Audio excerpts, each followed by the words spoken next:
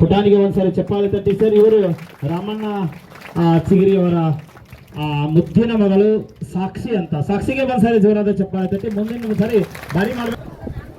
ಲಕ್ಷ್ಮಿ ಮತ್ತು ಕೊರವಂಜಿ ಅಂದ್ರ ಅಲ್ಲಿ ಶರಣರು ಪೈಲ್ ಫಸ್ಟಕ್ಕೆ ಮೊದಲ ಬಾರಿಗೆ ಏನು ಮಾಡ್ಯಾರಪ್ಪ ಅಂದ್ರ ಆ ದೇವಿನ ಒಲಿಸ್ಕೊಂಡಾರ. ದೇವಿನ ಕುರಿತ ತಪಸ್ಯೆಗಳನ್ನ ಮಾಡಿ ಜಪ ತಪಾದಿಗಳನ್ನು ಮಾಡಿ ಆ ಪರಮೇಶ್ವರಿನ ತಮ್ಮಲ್ಲಿ ಐಕ್ಯ ಮಾಡ್ಕೊಂಡಾರ. ಪ್ರತಿ ಶರಣರೆಲ್ಲ ಆ ದೇವಿನ ಮೊದಲ ಪೂಜೆ ಮಾಡಿದ್ದು ಶರಣರ. ಅದಕ್ಕೆ ಅಲ್ಲಿ ದೇವಿ ಅಂತ ಯಾವ ಶಕ್ತಿ ಐತಪ್ಪ ಅಂದ್ರ ಗುಡಿ ಒಳಗ ಕೊರವಂಜಿ ಮತ್ತು ಲಕ್ಷ್ಮಿ ಪ್ರತಿಷ್ಠಾಪನೆ ಮಾಡ್ಯಾರ ಅವರ ಪೂಜರು, ರಾಮನ ಪೂಜರು. ಅಲ್ಲಿ ಗುರುರ್ ಬ್ರಹ್ಮ, ಗುರುರ್ ವಿಷ್ಣು, ಗುರುರ್ ದೇವೋ ಮಹೇಶ್ವರ ಅಲ್ಲಿ ಅಷ್ಟು ಅದಾರ. ಆ ದೇವಿಯಲ್ಲಿ ಇನ್ನೇನು 8 ಕೈ ಅಷ್ಟೇ ಇಲ್ಲ. ಅಲ್ಲಿ ಅಪಾರ ಹೇಳಿ ನಾನು 8 ಕೈದು ಮೂರ್ತಿ ಮಾಡಿಸ್ರಿಪ್ಪ ಭಾಳ ಆನಂದ ಆಗ್ತೈತಿ ಅಂತ ಹೇಳಿದ್ದೆವು. ಅಲ್ಲಿ ಬ್ರಹ್ಮನ ಕೈ 2 ಅದಾವು, ಲಕ್ಷ್ಮಿ ಮುಂದದಾಳ ಮತ್ತು ಕೊರವಂಜಿ ಮುಂದದಾಳ. ಅಲ್ಲಿ ಏನೈತಪ್ಪ ಅಂದ್ರೆ ಯಥಾಸ್ಥಿತಿ ಒಳಗೆ ಬ್ರಹ್ಮ ವಿಷ್ಣು ಮಹೇಶ್ವರು ಆ ದೇವಿಯಲ್ಲಿ ಅಡ್ಕಾಗ್ಯಾರ. ಏನ್ರಿ, ಮಹೇಶ್ವರನು ಅದ ರೂಪ, ಬ್ರಹ್ಮಂದು ಅದ ರೂಪ, ಮತ್ತು ಮಹೇಶ್ವರಂದು ಅದ ರೂಪ, ಆ ದೇವಿದು ಅದ ರೂಪ. ಅಲ್ಲಿ 8 ಕೈ ಬರ್ತಾವೆ. ಅದಕ್ಕೆ ಆ ದೊಡ್ಡ ಭಾಳ ಅಂದ್ರೆ ಭಾಳ ದಿವ್ಯ ಶಕ್ತಿ ಐತೆ ಪರಮೇಶ್ವರಿಗೆ. ಅಂದ್ರೆ ಇಲ್ಲಿ ಗುರುಗಳು ಯಾಕೆ ಬಂದಾರಪ್ಪ ಅಂದ್ರೆ ಆ ದೇವಿನ ಒಲಿಸ್ಕೊಂಡಾರ ಅಂದ್ರೆ ಎಲ್ಲ ಗುರುಗಳನ್ನ ಕರೆಸ್ದೇಕಿನ, ಎಲ್ಲ ಶರಣರನ್ನ ಕರೆಸ್ದೇಕಿನ ಅವಮಾನ. ಅಂದ್ರೆ ಇಲ್ಲಿ ಬರಬೇಕಾಗಿತ್ತು ಎಲ್ಲ ಶರಣರು ಬಂದು ಈ ಜಾಗದೊಳಗೆ ಪಾದ ಹಾಕಿ ಒಂದು ಶಕ್ತಿ ತುಂಬಿ ಹೋಗ್ಬೇಕಾಗಿತ್ತು. ಎಲ್ಲ ಪೂಜರು ಬಂದಾರ, ಎಲ್ಲ ಶರಣರು ಬಂದಾರ. ಇದು ನಿಮ್ಮದು ಇವತ್ತು ಭಾಗ್ಯ ಐತಿ. ಇವತ್ತು ಇಲ್ಲಿ ಏನು ಹೇಳ್ತಾರಪ್ಪ ಅಂದ್ರೆ ಭಕ್ತಿ ಹೆಂಗೆ ಮಾಡ್ಬೇಕಂದ್ರೆ ಪರಮೇಶ್ವರಿಯ ಪುಣ್ಯ ನಾಮವನ್ನು ಪಗಲಿರುಳು ಸರಸಾನುರಾಗದಿಂದ ಓದಿ ಕೇಳಿದವರಿಗೆ ದುರಿತ ಕಂಟಕ ಒಳಿದು ಕೈಸಾರುತಿಹ ವಿಮಲತರ ಭೋಗ ಮೋಕ್ಷಗಳು ಅಂತ ಹೇಳ್ತಾರೆ. ಅಂದ್ರೆ ನೀವು ಏನು ಮಾಡ್ಬೇಕಪ್ಪ ಅಂತಂದ್ರೆ ಈ ದೇವಿ ಭಕ್ತಿ ಮಾಡ್ಲಿಕ್ಕೆ ಹೋದ್ರಂದ್ರೆ ಒಂದು ಪರಮೇಶ್ವರಿಯ ಪುಣ್ಯನಾಮವನ್ನು ಧ್ಯಾನ ಮಾಡಬೇಕು, ಇಲ್ಲ ಆ ದರ್ಶನ ಮಾಡಬೇಕು. ಇಲ್ಲಿ ಬಂದು ಹೋದ್ರೆ ಹಂಗೆ ಬಿಟ್ಟು ಬಿಡಬಾರ್ದು. ಅದನ್ನು ಬಂದು ದರ್ಶನ ತೊಗೊಂಡು ಹೋಗಿ ಆ ದೇವಿ ಹೆಸರು ಮ್ಯಾಗ ಒಂದು 5 ನಿಮಿಷ ಕಾಲ ಧ್ಯಾನ ಮಾಡಬೇಕು. ಅಂದರೆ ಪರಮೇಶ್ವರಿಯ ಪುಣ್ಯನಾಮವನ್ನು ಪಗಲಿರುಳು ಆಕೆ ಹೆಸರು ನೆನಪು ನಿಮ್ಮ ಹೃದಯ ಮಂದಿರದಾಗ ಇಟ್ಕೋಬೇಕು. ಸರಸಾನುರಾಗದಿಂದ ಓದಿ ಕೇಳಿದವರಿಗೆ ದುರಿತ ಕಂಟಕ್ಕೆಲ್ಲ ಆಗಿದ್ದು ಹೋಗ್ತಾವ ಅಂತ ಹೇಳ್ತಾರೆ ಅವರು. ದುರಿತ ಬೇಕಂತ ಕಷ್ಟಗಳು ಬರಲಿ, ಬೇಕಂತ ತ್ರಾಸು ಬರಲಿ, ಬೇಕಂತ ಗುಡ್ಡದ ಅಷ್ಟ ಭೂಬಾದಿಗಳು ಬರಲಿ, ಎಲ್ಲಕ್ಕೆಲ್ಲ ಕ್ಲಿಯರ್ ಮಾಡೋ ಶಕ್ತಿ ಯಾರು ಅಂತ ಕೈತಂದ್ರೆ ಆ ಕೊರವಂಜಿ ಮತ್ತು ಲಕ್ಷ್ಮಿ ಅನಿಸ್ಕೊಂಡಿರುವಂಥ ಆ ಪರಮೇಶ್ವರಿಯ ಆ ಮೂರ್ತಿನ ಅದು. ಆದ್ರೆ ರೂಪ ಬೇರೆ ತೋರಿಸ್ತೈತಿ, ಆದ್ರೆ ಅದು ಶಕ್ತಿ ಪರಮೇಶ್ವರಿದ. ಅದಕ್ಕೆ ಪರಮೇಶ್ವರಿಯ ಪುಣ್ಯನಾಮವನ್ನು ಪಗಲಿರುಳು ಸರಸಾನುರಾಗದಿಂದ ಓದಿ ಕೇಳಿದವರಿಗೆ ದುರಿತ ಕಂಟಕ ಒಳಿದು ಕೈಸಾರುತಿ ವಿಮಲ ತರಭೋಗ ಮೋಕ್ಷಗಳು. ಪ್ರತಿ ಬೆಕ್ಕಾದ ಬೇಡಿಕೆ ಈಡೇರಿಸುವಂಥ ಶಕ್ತಿ ಆ ದೇವಿ ಅಂತ ಕೈತಿ. ಆದ್ರೆ ಇನ್ನೊಂದು, ನೀವು ಪರಮೇಶ್ವರಿ ಭಕ್ತಿ ಮಾಡ್ಲಿಕ್ಕೆ ಆಗ್ಲಿಲ್ಲ ಅಂದ್ರೆ ಆ ಪರಮಾತ್ಮನ ಭಕ್ತಿ ಮಾಡ್ರಿ. ಹರನಾಮವನ್ನು ಬಿಡದೆ ಜಪಿಸಬಲ್ಲವರು ಭವಮರಣ ಮಾಯಾಕರ್ಮ ಮಲಪಾಶ ಬಂದ ಬಹು ದುರಿತ ಸಂಸಾರ ಸಂತಾಪ ಸಂಚಯ ಒಳಿದು ವರಭೋಗ ಮೋಕ್ಷ ಕೊಡ್ತಾನೆ ತಾನು. ನೀವು ಯಾವ್ದು ಭಕ್ತಿ ಹೆಂಗೆ ಮಾಡ್ತೀರಿ ನಿಮ್ಮಂತ ಕೈತೆ ಅದು. ಪರಮಾತ್ಮನ್ ಮಾಡ್ರಿ, ಯಾರು ಪ್ರೀತಿರ ಪರಮೇಶ್ವರಿದ್ ಮಾಡ್ರಿ, ಆ ಕೊರವಂಜಿದ್ ಮಾಡ್ರು ಪರಮೇಶ್ವರಿಗೆ ಮುಡ್ತೈತಿ, ಪರಮಾತ್ಮನ್ ಮಾಡ್ರು. ಅದು ಒಂದು ಅರ್ಧನಾರೀಶ್ವರ ಸ್ವರೂಪ ಅದ. ಆ ಪ್ರತಿ ಒಂದು ಆ ಶಕ್ತಿ ಇಬ್ಬರು ಶಕ್ತಿ ಒಬ್ಬರಂತ ಕೈತಿ. ಅದಕ್ಕೆ ನೀವು ಹೆಂಗೆ ಭಕ್ತಿ ಮಾಡ್ತಿರಲ್ಲ ಹೆಂಗೈತಿ. ಒಂದು ದೃಷ್ಟಾಂತ ಹೇಳ್ತೇನೆ ನಾನು. ಭಕ್ತಿಗೆ ಹೆಂಗೆ ನಮಗೆ ದೇವರ ಶಕ್ತಿ ಕೊಡ್ತಾನಂತ ಹೇಳಿ ಒಂದು ವಿಷಯ ಹೇಳ್ತೇನೆ ನಿಮಗೆ. ಮೊದಲ ಮುರ್ಕುಂಡ ಮಹರ್ಷಿಗಳಿದ್ರು. ಆ ಪರಮಾತ್ಮನ ಕುರಿತು ಬಹಳ ತಪಸ್ಸುಗಳನ್ನ ಮಾಡ್ತಿದ್ರು. ಬಹಳ ತಪಸ್ಸುಗಳನ್ನ ಮಾಡ್ಕೋತ ಪೂಜಾ ಪುನಸ್ಕಾರಗಳನ್ನ ಮಾಡ್ಕೋತ ಆ ಪರಮಾತ್ಮನ ಒಲಿಸ್ಕೊಂಡಿದ್ರು ಅವರು. 12 ವರ್ಷಗಳ ಕಾಲ ಪರಮಾತ್ಮನ ಕುರಿತು ತಪಸ್ಸು ಮಾಡಿದ್ರು. ಆದರೂ ಆ ಮುರ್ಕುಂಡ ಮಹರ್ಷಿಗಳಿಗೆ ಹೆಂಡತಿ ಇದ್ಳು. ಅವ್ರು ದೊಡ್ಡ ಮಹಾನ್ ಋಷಿಗಳವರು ಏನ್ರಿ. ಆದ್ರೆ ಅವರಿಗೆ ಮಕ್ಕಳಾಗಿರ್ಲಿಲ್ಲ. 12 ವರ್ಷಗಳ ಕಾಲ ತಪಸ್ಸು ಮಾಡಿ ಪೂಜಾದಿಗಳನ್ನ ಜಪ ತಪಾದಿಗಳನ್ನ ಮಾಡಿದ್ರು ಅವ್ರಿಗೆ ಮಕ್ಕಳಾಗಿರ್ಲಿಲ್ಲ. ಅವಾಗ ಆ ಹೆಂಡತಿ ಹೇಳ್ತಾಳ, ಏನ್ರಿ ಪರಮಾತ್ಮನ ಕುರಿತು ತಪಸ್ಸುಗಳನ್ನ ಮಾಡ್ತೀರಿ, ಎಷ್ಟೋ ತಪಸ್ಸುಗಳನ್ನ ಮಾಡ್ರಿ, ಪೂಜಾದಿಗಳನ್ನ ಮಾಡ್ರಿ, ಅವ್ರನ್ನ ಕೂತು ಧ್ಯಾನ ಮಾಡ್ತೀರಿ, ಆದ್ರೆ ಪರಮಾತ್ಮ ನಮಗೆ ಒಂದು ಮಗುವಿನ ಕೊಡ್ಲಿಲ್ಲ ಯಾಕಂತ ಹೇಳಿ ಗಂಡಕ್ಕೆ ಪ್ರಶ್ನೆ ಮಾಡ್ತಾಳ. ಋಷಿಗೆ ಮುರ್ಕುಂಡ ಮಹರ್ಷಿಗೆ ಹೆಂಡತಿ ಇದನ್ನ ಪ್ರಶ್ನೆ ಮಾಡ್ತಾಳ. ಅವಾಗ ಮುರ್ಕುಂಡ ಮಹರ್ಷಿಗೆ ಅವಾಗ ತಿಳಿಯಾಗ ಬರ್ತೈತಿ. ಅವನು ಬರೇ ಧ್ಯಾನ ಭಕ್ತಿ ಪ್ರೀತಿ ಆ ದೇವ್ರ ಮ್ಯಾಗ ಬರೀ ಇದನ್ನೇ ಮಾಡ್ಕೊತ ಹೋಗ್ತಿರ್ತಾನೆ. ತನ್ನ ಮಕ್ಕಳು ಹೆಂಡತಿ ಅನ್ನೋದು ಏನು ಗೊತ್ತಿರಂಗಿಲ್ಲ. ಮುಂದೆ ಲಕ್ಷ ಬಂದ ಬಳಿಕ ಹೇಳ್ತಾರ ಅವರು, ಹೋಗಿ ಪರಮಾತ್ಮ ಅಂತ ಕುರಿತು ಕೇಳ್ತಾರ, ಯಪ್ಪ ನಾನು ನಿನ್ನ ಇಷ್ಟು ದಿವಸ ಜಪ ತಪಾದಿಗಳನ್ನ ಮಾಡೀನಿ, ಪೂಜಾದಿಗಳನ್ನ ಮಾಡೇನಿ, ಮತ್ತು ಅನುಷ್ಠಾನಗಳನ್ನ ಮಾಡೇನಿ, ನನಗೆ ಒಂದು ಮಗುವಿನ ಕೊಡ್ಲಿಲ್ಲ ಯಾಕಂತ ಹೇಳಿ ಕೇಳ್ತಾರ. ಈ ಕಡೆ ಎಲ್ಲರೂ ಲಕ್ಷ ಕೊಟ್ಟು ಸರಿಯಾಗಿ ಕೇಳ್ರಿ, ನಿಮಗೆ ತಿಳಿತೈತೆ ಇಲ್ಲೊಂದು ತಿಳಿದಿಲ್ಲ ಅದು ಯಾಕೆ ನನಗೆ ಮಕ್ಕಳನ್ನ ಕೊಡ್ಲಿಲ್ಲ ಅಂತ ಹೇಳಿ ಮೃಕೊಂಡ ಮಹರ್ಷಿ ಕೇಳಿದಾಗ ಪರಮಾತ್ಮ ಹೇಳ್ತಾನೆ, ಇದ್ರಿಗೆ ಬಂದ, ಯಪ್ಪ ನಿನಗ ಇಟ್ಟು ದಿವಸ ನನ್ನ ಏನು ಕೇಳಿದ್ದಿಲ್ಲ, ಈಗ ಕೇಳಬೇಕು ಅನ್ನೋದು ಇಂಥ ಗುಣ ಬಂದೈತಿ, ನಾ ಈಗ ಕೊಡ್ಲಾಕ್ ಸಹಿಸಿದ್ದನು, ಇನ್ನು ಏನು ಬೇಕು ಕೇಳ್ತಿ ಕೇಳತ್ ಹೇಳ್ತಾನೆ. ಕೇಳಿದ ಕೂಡಲೇ ಪರಮಾತ್ಮ ಹೇಳ್ತಾನು, ನೀ ಕೇಳು ನಾ ಕೊಡ್ತಾನ. ಮೃಕೊಂಡ ಮಹರ್ಷಿ ಹೇಳ್ತಾನು, ಯಪ್ಪ ನನಗೆ ಒಂದ ಮಗುವಿನ ಕೊಡು ಸಾಕು, ಗಂಡು ಮಗುವಿನ ಕೊಡು, ಇದ್ರ ಮ್ಯಾಗ ನಿನಗೆ ಏನೂ ಕೇಳೋದಿಲ್ಲ ಅಂತ ಹೇಳ್ತಾನೆ. ಅವಾಗ ಪರಮಾತ್ಮ ಹೇಳ್ತಾನು, ನೋಡಪ್ಪ ನಿನಗೆ ಗಂಡು ಮಗನಂತರೂ ಕೊಡೋದು ಕರೆ ಸತ್ಯ ಐತಿ, ನೀ ಗಂಡು ಮಗುವಿನ ನಾನು ನಿನಗೆ ಕೊಡ್ತಾನೆ, ಆದ್ರೆ 100 ವರ್ಷ ಬದುಕುವಂಥ ಗಂಡು ಮಗ ಬೇಕು, 16 ವರ್ಷ ಬದುಕುವಂಥ ಗಂಡು ಮಗ ಬೇಕು ಅಂತ ಕೇಳ್ತಾರೆ. ಅವಾಗ ಅವ್ನು ಮುರ್ಕೊಂಡು ಮಹರ್ಷಿ ಹೇಳ್ತಾನು, 16 ವರ್ಷ ಬದುಕುವಂಥ ಗಂಡು ಮಗನ ಏನು ಮಾಡಲಿ ನಾನು, ಹೆಂಗ್ರಿ ಪರಮಾತ್ಮ ಇದು ಹೆಂಗೆ ಅಂತ ಕೇಳ್ತಾನೆ ದೇವ್ರನ್ನ. 16 ವರ್ಷ ಬದುಕಿದ್ರೆ ಅದನ್ನೇನು ಮಾಡೋದು, 100 ವರ್ಷ ಬದುಕಂತದ ಕೊಡು. 100 ವರ್ಷ ಬದುಕಿತ್ತಂದ್ರೆ ಅದು ಇದನ್ನು ಅಂಗವಿಕಲ ಆಗಿ ಹುಟ್ಟಿದಂಥ ಮಗನ ಕೊಡ್ತಾನೆ, ಬುದ್ಧಿ ಮಂದಿ ಮಾಡಿದ್ ಕೊಡ್ತಾನೆ, ಬುದ್ಧಿ ಮಂದಿ ಆಗಿರುವಂಥ ಮಗನ ಕೊಡ್ತಾನೆ. ಅದು ಒಂದು 100 ವರ್ಷ ಬದುಕ್ತೈತಿ ನಿನ್ನ ಜೊತೆ, ಆದ್ರೆ ವ್ಯವಸ್ಥೆ ನೀನೇ ಮಾಡ್ಬೇಕು. ಆದ್ರೆ 16 ವರ್ಷ ಬದುಕುವಂಥ ಮಗನ ಕೊಡ್ತಾನು, ಜಗತ್ನಾಗ ಈ ಇತಿಹಾಸದಾಗ ದಾಖಲಾಗ್ತೈತಿ, ಜಗತ್ನಾಗ ಒಂದು ದೊಡ್ಡ ಸಾಧನೆ ಮಾಡಿ ತೋರಿಸ್ತೈತಿ. 16 ವರ್ಷ ಬದುಕುವಂಥ ಮಗನ ಕೊಡ್ತಾನು.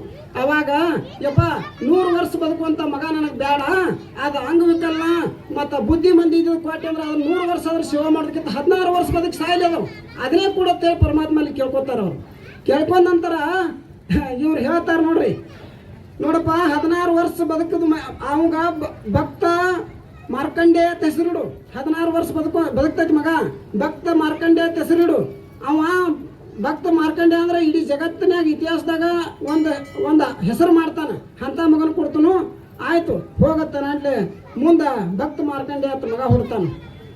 ಹುಟ್ಟಿದಾಗ ಅವಾಗ ಮುಂದೆ ಅವ್ರಿಗೆ ಚಿಂತೆ ಹತ್ತೈತ್ರಿ ತಾಯಿ ತಂದಿಗೆ, 16 ವರ್ಷ ಮಗ ಇನ್ನು ಬದುಕ್ತೈತಿ, ಇನ್ನು ನಾವು ಹೆಂಗೆ ಇದನ್ನು ಮಾಡ್ಕೊತ ಹೋಗ್ಬೇಕಂತ ಹೇಳಿ ಜೋಪಾನ ಮಾಡ್ಬೇಕಂತೇಳಿ 1 ವರ್ಷ ಹೋತು, 2 ವರ್ಷ ಹೋತು, 5 ವರ್ಷ ಹೋತು, 6 ವರ್ಷ ಹೋತು. ಹೋಗಂಡೆ ತಂದೆ ತಾಯಿ ಚಿಂತೆ ಹತ್ತಿ ತಂದು ಮುರ್ಕೊಂಡ ಮಹರ್ಷಿ ಏನು ಮಾಡ್ತಾನೋ ಚಿಂತೆ ಹತ್ತಿ ಸೊರಗ್ಲಾಕತ್ತಾನ. ಸೊರಗ್ತಾನ 8 ವರ್ಷ 10 ವರ್ಷ ಕಳಿತೈತಿ. ಆ ಹುಡುಗ ಕೇಳ್ತೈತಿ, ಅಪ್ಪ ನೀ ಯಾಕೆ ಸೊರಗ್ಲತ್ತೈತಿ, ಏನಾಗೈತಿ ಅದು ಕೇಳ್ತೈತಿ. ಹುಡುಗ ತಿಳುವಳಿಕೆ ಬಂದಿರ್ತೈತಿ 10 ವರ್ಷಕ್ಕೆ. ಆಮೇಲೆ ಅವ್ನು ಹೇಳ್ತಾನು, ಇಲ್ಲಪ್ಪ ಏನಿಲ್ಲ, ಬಾ ಸಾಧು ಸಂತರ ಮಹಾತ್ಮರ ಸ್ವಲ್ಪ ದರ್ಶನ ಮಾಡ್ಕೊತ ಬಾ, ಯಾವತ್ತು ಪೂಜಾದಿಗಳನ್ನ ಮಾಡ್ಕೊತ ಬಾ, ಭಕ್ತಿ ಮಾಡು, ಬರೀ ಇದನ್ನ ಹೇಳ್ತಿರ್ತಾನೆ ಮಗ್ಗ. ತಂದೆ ಬರೀ ಏನು ಹೇಳ್ತಾನೆ, ಬರೀ ಸಂಸ್ಕೃತ ಹೇಳ್ತಾನೆ, ಬರೀ ದೇವ್ರನ್ನ ಆರಾಧನೆ ಮಾಡು, ದೇವಿನ ಆರಾಧನೆ ಮಾಡು, ಶರಣ ಕಡೆಯಿಂದ ಆಶೀರ್ವಾದ ತಗೋ, ಗುರುಗಳ ಕಡೆಯಿಂದ ಆಶೀರ್ವಾದ ತಗೋ, ಇದನ್ನ ಹೇಳ್ತಿರ್ತಾರೆ ಅಪ್ಪರು ಮುರ್ಕೊಂಡ ಮಹರ್ಷಿಗಳು. ಅವಾಗ ಆಯ್ತ್ರಪ್ಪ ಅಂತೇಳಿ ಹುಡುಗ ಅದನ್ನೇ ಕೇಳ್ಕೋತ ಹೋಗಿ ಭಾಳ ಅಂದ್ರೆ ಭಾಳ ಸಾಧು ಸಂತರನ್ನ ಮಹಾತ್ಮರನ್ನ ದೇವಿನ ಭಕ್ತಿ ಮಾಡ್ಕೊತ ಹೋಗ್ತಿರ್ತೈತಿ. ಮುಂದೆ ಹುಡುಗ 15 ವರ್ಷ ಆಗ್ತಾವ. ಅವಾಗ ತಂದು ಭಾಳ ಅಂದ್ರೆ ಭಾಳ ಸರಿಗೆ ಅಂದ್ರೆ ಪೂರ್ಣ ಏನೂ ಉಳಿಯಂಗಿಲ್ಲ. ಅವಾಗ ಮತ್ತೊಂದು ಸರಿ ಕೇಳ್ತೈತಿ ಹುಡುಗ, ಯಪ್ಪ ನೀ ಪೂರ್ಣ ಇಷ್ಟು ಸರಿ ಎಲ್ಲ ಇದನ್ನು ಮಾಡ್ಕೊಳ್ತೈತಿ, ಸಂಸ್ಕೃತಿ ಏನಾಗಿತ್ತಪ್ಪ ನಿನಗೆ ಅದು ಕೇಳಿದಾಗ ಅವಾಗ ಹೇಳ್ತಾನ ತಂದೆ ಮಕ್ಕಳು ಹೇಳ್ತಾನ, ಯಪ್ಪ ನಿನಗೆ 16 ವರ್ಷ ದೇವ್ರು ಕೊಟ್ಟು ಕಳ್ಸ್ಯಾನ ಆಯುಷ್ಯ, 16 ವರ್ಷ ಕಳ್ಸ್ಯಾನ, 16 ವರ್ಷ ಆಯುಷ್ಯ ಕೊಟ್ಟು ಕಳ್ಸ್ಯಾನ. 16 ವರ್ಷದ ಇನ್ನು 1 ವರ್ಷ ಉಳ್ದೈತಿ ನಿಂದು ಟೈಮ್, ಅದಕ್ಕೆ ನೀನು ಚಿಂತೆ ಮಾಡಿ ನಾ ಸೊರಳತ್ತೇನಪ್ಪ ಅಂತ ಹೇಳಿದಾಗ ಮಗ ಹೇಳ್ತೈತಿ, ಯಪ್ಪ ಆ ಪರಮಾತ್ಮ ಹೇಳಿದ ಮಾತು ಸುಳ್ಳು ಮಾಡುವ ಶಕ್ತಿ ನನಗೆ ನೀ ಕೊಟ್ಟದಿ, ನನಗೆ ನೀ ಏನು ನನಗೆ ಸಂಸ್ಕೃತಿ ಕೊಡಬೇಕು, ಯಾರು ದೇವ್ರ ಭಕ್ತಿ ಮಾಡಬೇಕು, ಯಾವ ಗುರುವಿನ ಭಕ್ತಿ ಮಾಡಬೇಕು ಅನ್ನೋದು ಹೇಳಿಕೊಟ್ಟಿದ್ದಿಲ್ಲ, ಅದ್ರ ಪುಣ್ಯದಿಂದ ಹೆಂಗಾರ ಮಾಡಿ ಬದುಕ್ತನು, ಆದರೆ ನೀ ಚಿಂತೆ ಮಾಡಬೇಡಪ್ಪ ಅಂಥೇಳಿ ಹುಡುಗಿ ಹೇಳ್ತೈತಿ. ಅವಾಗ ತಂದೆ ಏನು ಮಾಡ್ತಾನೋ ವಿಶ್ವಾಸ ಇಟ್ಟು ಮಗನ ಮ್ಯಾಗ ಅಟ್ಟ ಪ್ರೀತಿ ಭಕ್ತಿ ಅಂದ್ರೆ ಗೊತ್ತಾಗಿರ್ತದೆ ಅವ್ನು ಹೆಂಗೆ ಮಗ ಬದುಕ್ತಿರ್ಬೋದು ಅಂಥೇಳಿ. ಹಂಗೆ ಮುಂದೆ ಹೋದಂಗೆ ಒಂದು ಕೆಲವೊಂದು ದಿವ್ಸಿಗೆ 16 ವರ್ಷ ತುಂಬ್ತಾವೆ. 16 ವರ್ಷ ತುಂಬಿ 365ನೇ ದಿವಸಿಗೆ 24 ತಾಸಿಗೆ ಅದು 60 ಸೆಕೆಂಡಿಗೆ ಯಮ ಏನು ಮಾಡ್ತಾನೋ ಬಂದ ಹುಡುಗ ಹಗ್ಗ ಒಗಿಬೇಕಂತ ಹೇಳಿ ಪ್ಲ್ಯಾನ್ ಮಾಡಿರ್ತಾನೋ. ಹುಡುಗ ಗೊತ್ತಾಗಿರ್ತೈತಿ ಯಮ ಬಂದ ನನಗೆ ಹಗ್ಗ ಹಾಕ್ತಾನೆ ಕೊಳ್ಳಿಗೆ ಅನ್ನೋದು ಗೊತ್ತಾಗಿ ಹೋಗಿ ಲಿಂಗಕ್ಕೆ ತೇಕಿ ಬಿಡ್ಕೊಂಡು ಕೂತಿರ್ತೈತಿ. ಹುಡುಗ ಲಿಂಗಕ್ಕೆ ಪರಮಾತ್ಮನ ಲಿಂಗಕ್ಕೆ ತೇಕಿ ಬಿಡ್ಕೊಂಡು ಕೂತಿರ್ತೈತಿ, ತಬ್ಕೊಂಡು ಕೂತಿರ್ತೈತಿ. ಹಿಂಗೆ ಪರಮಾತ್ಮನ ಹಿಡ್ಕೊಂಡು ಕೂತ್ನಿ ಅಂದ್ರೆ ನನಗೆ ಸಾವು ಬರೋದಿಲ್ಲ ಅಂತೇಳಿ ಹುಡುಗ ಹಿಡ್ಕೊಂಡು ಕೂತಿರ್ತೈತಿ. ಯಮ ಬಂದವನ ಹಿಂಗೆ ಹಗ್ಗ ಒಗಿತಾನೆ. ಹುಡುಗ ಹಗ್ಗ ಒಗಿತಾನೋ ಹಗ್ಗ ಹೋಗಿ ಲಿಂಗಕ್ಕ ಹುಡುಗ ಕೂಡತೈತಿ. ಕೂತ್ ಕೂಡ್ಲೆ ಪರಮಾತ್ಮ ಕಾಣ್ತಾ ಇರ್ತಾನೋ, ಗಾತ ಮಾಡಿದ್ವಿ ಯಮ ಅಂದವನ ತ್ರಿಶೂಲ್ ತಗೊಂಡ ಚುಚ್ಚಿ ಬಿಡ್ತಾನ ಅವಾಗ ಯಮಗ. ಯಮ ಹೋಗಿ ಅಕ್ಕಡೆ ದೂರ ಬೀಳ್ತಾನ. ಯಪ್ಪ ಪರಮಾತ್ಮ, ನೀನು ಆ ಹುಡುಗನ ಕಾಪಾಡ್ಲಾಕ್ ಬಂದಿಲ್ಲ, ಮತ್ತು ನೀ ಕೊಟ್ಟ ಟೈಮ್ ಏನು ತಪ್ಪಿಸಿನ, ಕಡಿಮೆ ಟೈಮ್ದಾಗ ಬನ್ನೋ ಮತ್ತು ಇಲ್ಲ ಹೆಚ್ಚಿನ ಟೈಮ್ದಾಗ ಬನ್ನೋ, ನನ್ನ ಕಡೆ ಏನು ತಪ್ಪೈತಿ ಅಂತೇಳಿ ನನಗೆ ತ್ರಿಶೂಲ್ ಎತ್ತಿವುದಪ್ಪ ಅಂತ ಕೇಳ್ತಾರ. ಕೇಳಿದ ಕೂಡಲೇ ಪರಮಾತ್ಮ ಹೇಳ್ತಾನು, ಈ ಹುಡುಗ ಅಂತಿಂತ ಹುಡುಗ ಅಲ್ಲೋ ಇವ, ಭಕ್ತ ಮಾರ್ಕಂಡೇ ಅದ, ನೀವು ಜಗತ್ನಾಗ ಹೆಸರು ಮಾಡ್ಲಾಕ್ ಬಂದಾನು. ನಾ 16 ವರ್ಷ ಆವಿಷ್ ಕೊಟ್ಟು ಕಳಿಸಿದ್ನಿ, ಬರೋಬರಿ ಐತಿ. ಆದ್ರೆ ಹಿಂದಕ್ಕೊಂದು ಕೆಲಸ ಮಾಡ್ಯ ನೀವು. ಇಲ್ಲಿ 108 ಮಂದಿ ಮಹಾತ್ಮರು ಪ್ರವಾಸ ಇದಕ್ಕೆ ಹೊಂಟಿರ್ತಾರ, ಕೇದಾರ್ನಾಥಕ್ಕೆ ಪ್ರವಾಸಕ್ಕೆ ಹೊಂಟಿರ್ತಾರ. ಹೋಗುವಾಗ ನಮ್ಮ ಮಠದಿಂದ ಹಾದು ಹೋಗುವಾಗ ಹುಡುಗ ನೋಡಿ ಮುಂದೆ ಹೋಗಿದ್ದು ನೋಡಿರ್ತಾನ. ಆದ್ರೆ ಹಿಂಗೆ ಹಾದ್ನವ್ರಿಗೆ ಅವ್ರು ಸಿಗುದಿಲ್ಲ ಅಂತೇಳಿ ನಡಬಾರ್ಕಿಂದ ಆಶೆ ಹೊಡ್ಕೋತ ಹುಡುಗ ಬಂದ ಏನು ಮಾಡ್ತಾನಪ್ಪ ಅಂದ್ರೆ ಕಲ್ಲು ನೋಡಂಗಿಲ್ಲ, ಮುಳ್ಳು ನೋಡಂಗಿಲ್ಲ, ಕಾಲೆಲ್ಲ ರಗತಪಾತ ಆಗಿರ್ತೈತಿ. ಕಾಲುಗಳು ರಗತಪಾತ ಆದ್ರೂ ಎಡೆಬಿಡದೆ ಓಡಿ ಬಂದ ನಮ್ಮ 108 ಮಂದಿ ಮಹಾತ್ಮರನ್ನೆಲ್ಲ ತರಿವಿ ನಮಸ್ಕಾರ ಮಾಡ್ತಾನ. ಅವಾಗ ಮಹಾತ್ಮರು ಏನು ಮಾಡಿರ್ತಾರಪ್ಪ ಅಂದ್ರೆ, 100 ವರ್ಷ ಆಯುಷ್ಯ ಅಭಿವೃದ್ಧಿ ಆಕೈತಿಪ್ಪ ನಿನಗ, ಯಾಕೆ ಮಗನ ಇಟ್ಟು ಹೊಡ್ಕೊತ ಬಂದೈತಿ ಕೇಳಿದಾಗ, ಇಲ್ರಪ್ಪ ತಮ್ಮ ಆಶೀರ್ವಾದ ಬೇಕಾಯ್ತಿ, ಅದಕ್ಕೆ ನಾ ಓಡಿ ಬಂದಾನಿ ಬುದ್ಧಿ ಇರ್ತಾನ. ಅಂದ್ಕೂಡ್ಲೆ ಶತಾವಿಷ್ಮಾನುಭವ, ನೀವು 100 ವರ್ಷ ಬಾಳ್ತಿಪ್ಪ, ನಿನಗೆ ಏನೂ ಆಗೋದಿಲ್ಲ ಹೋಗಂತೇಳಿ. ನಿನ್ನ ಹೆಸರು ಏನಂತ ಕೇಳಿದಾಗ ನಾನು ಭಕ್ತ ಮಾರ್ಕಂಡೆ ಅಂತ ಹೇಳ್ತಾನೆ. ಆಯ್ತಪ್ಪ, ಭಾಳ ನೀ ಜಗತ್ತಿನ ಹೆಸರು ಮಾಡ್ತೀವಿ ಹೋಗಂದ ಕೂಡಲೇ ಹೊಳ್ಳಿ ಬಂದಾನು. ಅವಾಗ ನಾನು ನೀನು ಕೂಡಿ ಹುಡುಗನ ಖುಷಿನ ಜೀವ ತೊಗೊಂಡು ಹೋಗಿದ್ವಿ ಅಂದ್ರೆ ಜಗತ್ತಿನಾಗ ನಮ್ದು ಹೆಸರು ಖರಾಬ್ ಆಕೈತಪ್ಪ.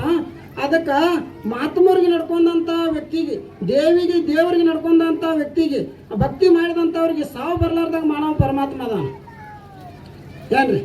ಅದಕ್ಕೆ ಆ ಹುಡುಗ 116 ವರ್ಷ ಬದುಕಿರ್ತದು. ಪರಮಾತ್ಮ ಹೇಳಿದ, ನೀನು ನಾ ಕೊಟ್ಟಿದ್ದು 16 ವರ್ಷ, ಅವರು ಮಹಾತ್ಮರು ಕೊಟ್ಟಿದ್ದು 100 ವರ್ಷ, 116 ವರ್ಷ ಬದುಕಲಿಪ್ಪ ಅಂತೇಳಿ ಹೊಳ್ಳಿ ಆಶೀರ್ವಾದ ಮಾಡ್ತಾನೆ ಪರಮಾತ್ಮ. ಅದಕ್ಕೆ ಎಲ್ಲರೂ ಭಕ್ತಿ ಮಾಡೋದ್ರಿಂದ ನಿಮಗೆ ಸಾವು ಹುಟ್ಟುಗಳು ಬರುವುದಿಲ್ಲ ಏನ್ರಿ. ನೀವು ಮುಕ್ತಿ ಮಾರ್ಗಕ್ಕೆ ಹೋಗ್ತೀರಿ ಅಂತ ಹೇಳಿ ಒಂದೆರಡು ಮಾತಾ ಗುರುಪಾದಕ್ಕೆ ಅರ್ಪಣೆ ಮಾಡಿ ಮುಗಿಸ್ತೀವಿ. ದೇವಿ ಲಕ್ಷ್ಮೀ ದೇವಿ ಪೂಜೆ ಮಾಡಿದ್ದೀವಿ. ನಿಮಗೆ ಆ ದೇವಿ ನಿಮಗೆ ಅಲ್ಲಿ ಸಾಕ್ಷಾತ್ ಏನು ದರ್ಶನ ಕೊಡ್ತಾಳೆ ಸಾಧ್ಯನೇ ಇಲ್ಲ. ಅವಳು ಅಲ್ಲಿ ಪ್ರಾಣ ಪದಸ್ತ್ರ ಜೀವಂತ ಇದನ್ನು ತಿಳಿದು ನಾವು ಅವಳಿಗೆ ನಮಸ್ಕಾರ ಮಾಡ್ತೀವಿ. ಆದರೆ ನಮಗೆ ಸಾಕ್ಷಾತ್ಕಾರ ದೇವರ ರೂಪದಲ್ಲಿ ಕಾಣಿಸಬೇಕಾದ್ರೆ ರಾಮಣ್ಣ ಅಜ್ಜವರಿದ್ದಾರೆ, ಇಲ್ಲಿ ನಮ್ಮ ಸ್ವಾಮೀಜಿಗಳಿದ್ದಾರೆ. ಇವರಿಗೆ ನಾವು ನಿಜವಾಗಿ ಭಗವಂತನ ರೂಪದಲ್ಲಿ ಕಾಣ್ತೀವಿ ನಾವು ತಿಳ್ಕೊಳ್ಬೇಕು. ನೋಡಿ, ಆ ಮೂರ್ತಿ ಮಾಡಿರಬಹುದು ಒಬ್ಬ ಕಲಾಕಾರ, ಆ ಕೊರವಂಜಿ ಲಕ್ಷ್ಮಿ ಮೂರ್ತಿ ಮಾಡಿರಬಹುದು. ಅಥವಾ ಮೊನ್ನೆ ರಾಮದಲ್ಲಿ ಅಯೋಧ್ಯದಲ್ಲಿ ಬಾಲರಾಮನ ಪೂಜೆ ಆಯಿತು, ಒಳ್ಳೆ ವಿಜೃಂಭಣೆ ಆಯಿತು.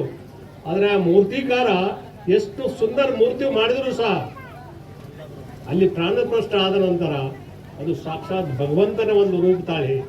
ಆ ಏನು ಕಲ್ಲಿನಿಂದ ಕಟ್ಟುದು ಅನ್ನೋ ಒಂದು ದೇವರನ್ನು ಮಾಡಿದಂಥ ಮೂರ್ತಿಕಾರ ಲಾಸ್ಟ್ ಅವನೇ ಹೋಗಿ ಆ ತಾಯಿಗೆ ನಮಸ್ಕಾರ ಮಾಡಬಾರುತ್ತೆ, ಆ ರಾಮನಿಗೆ ನಮಸ್ಕಾರ ಮಾಡ್ತಾರೆ.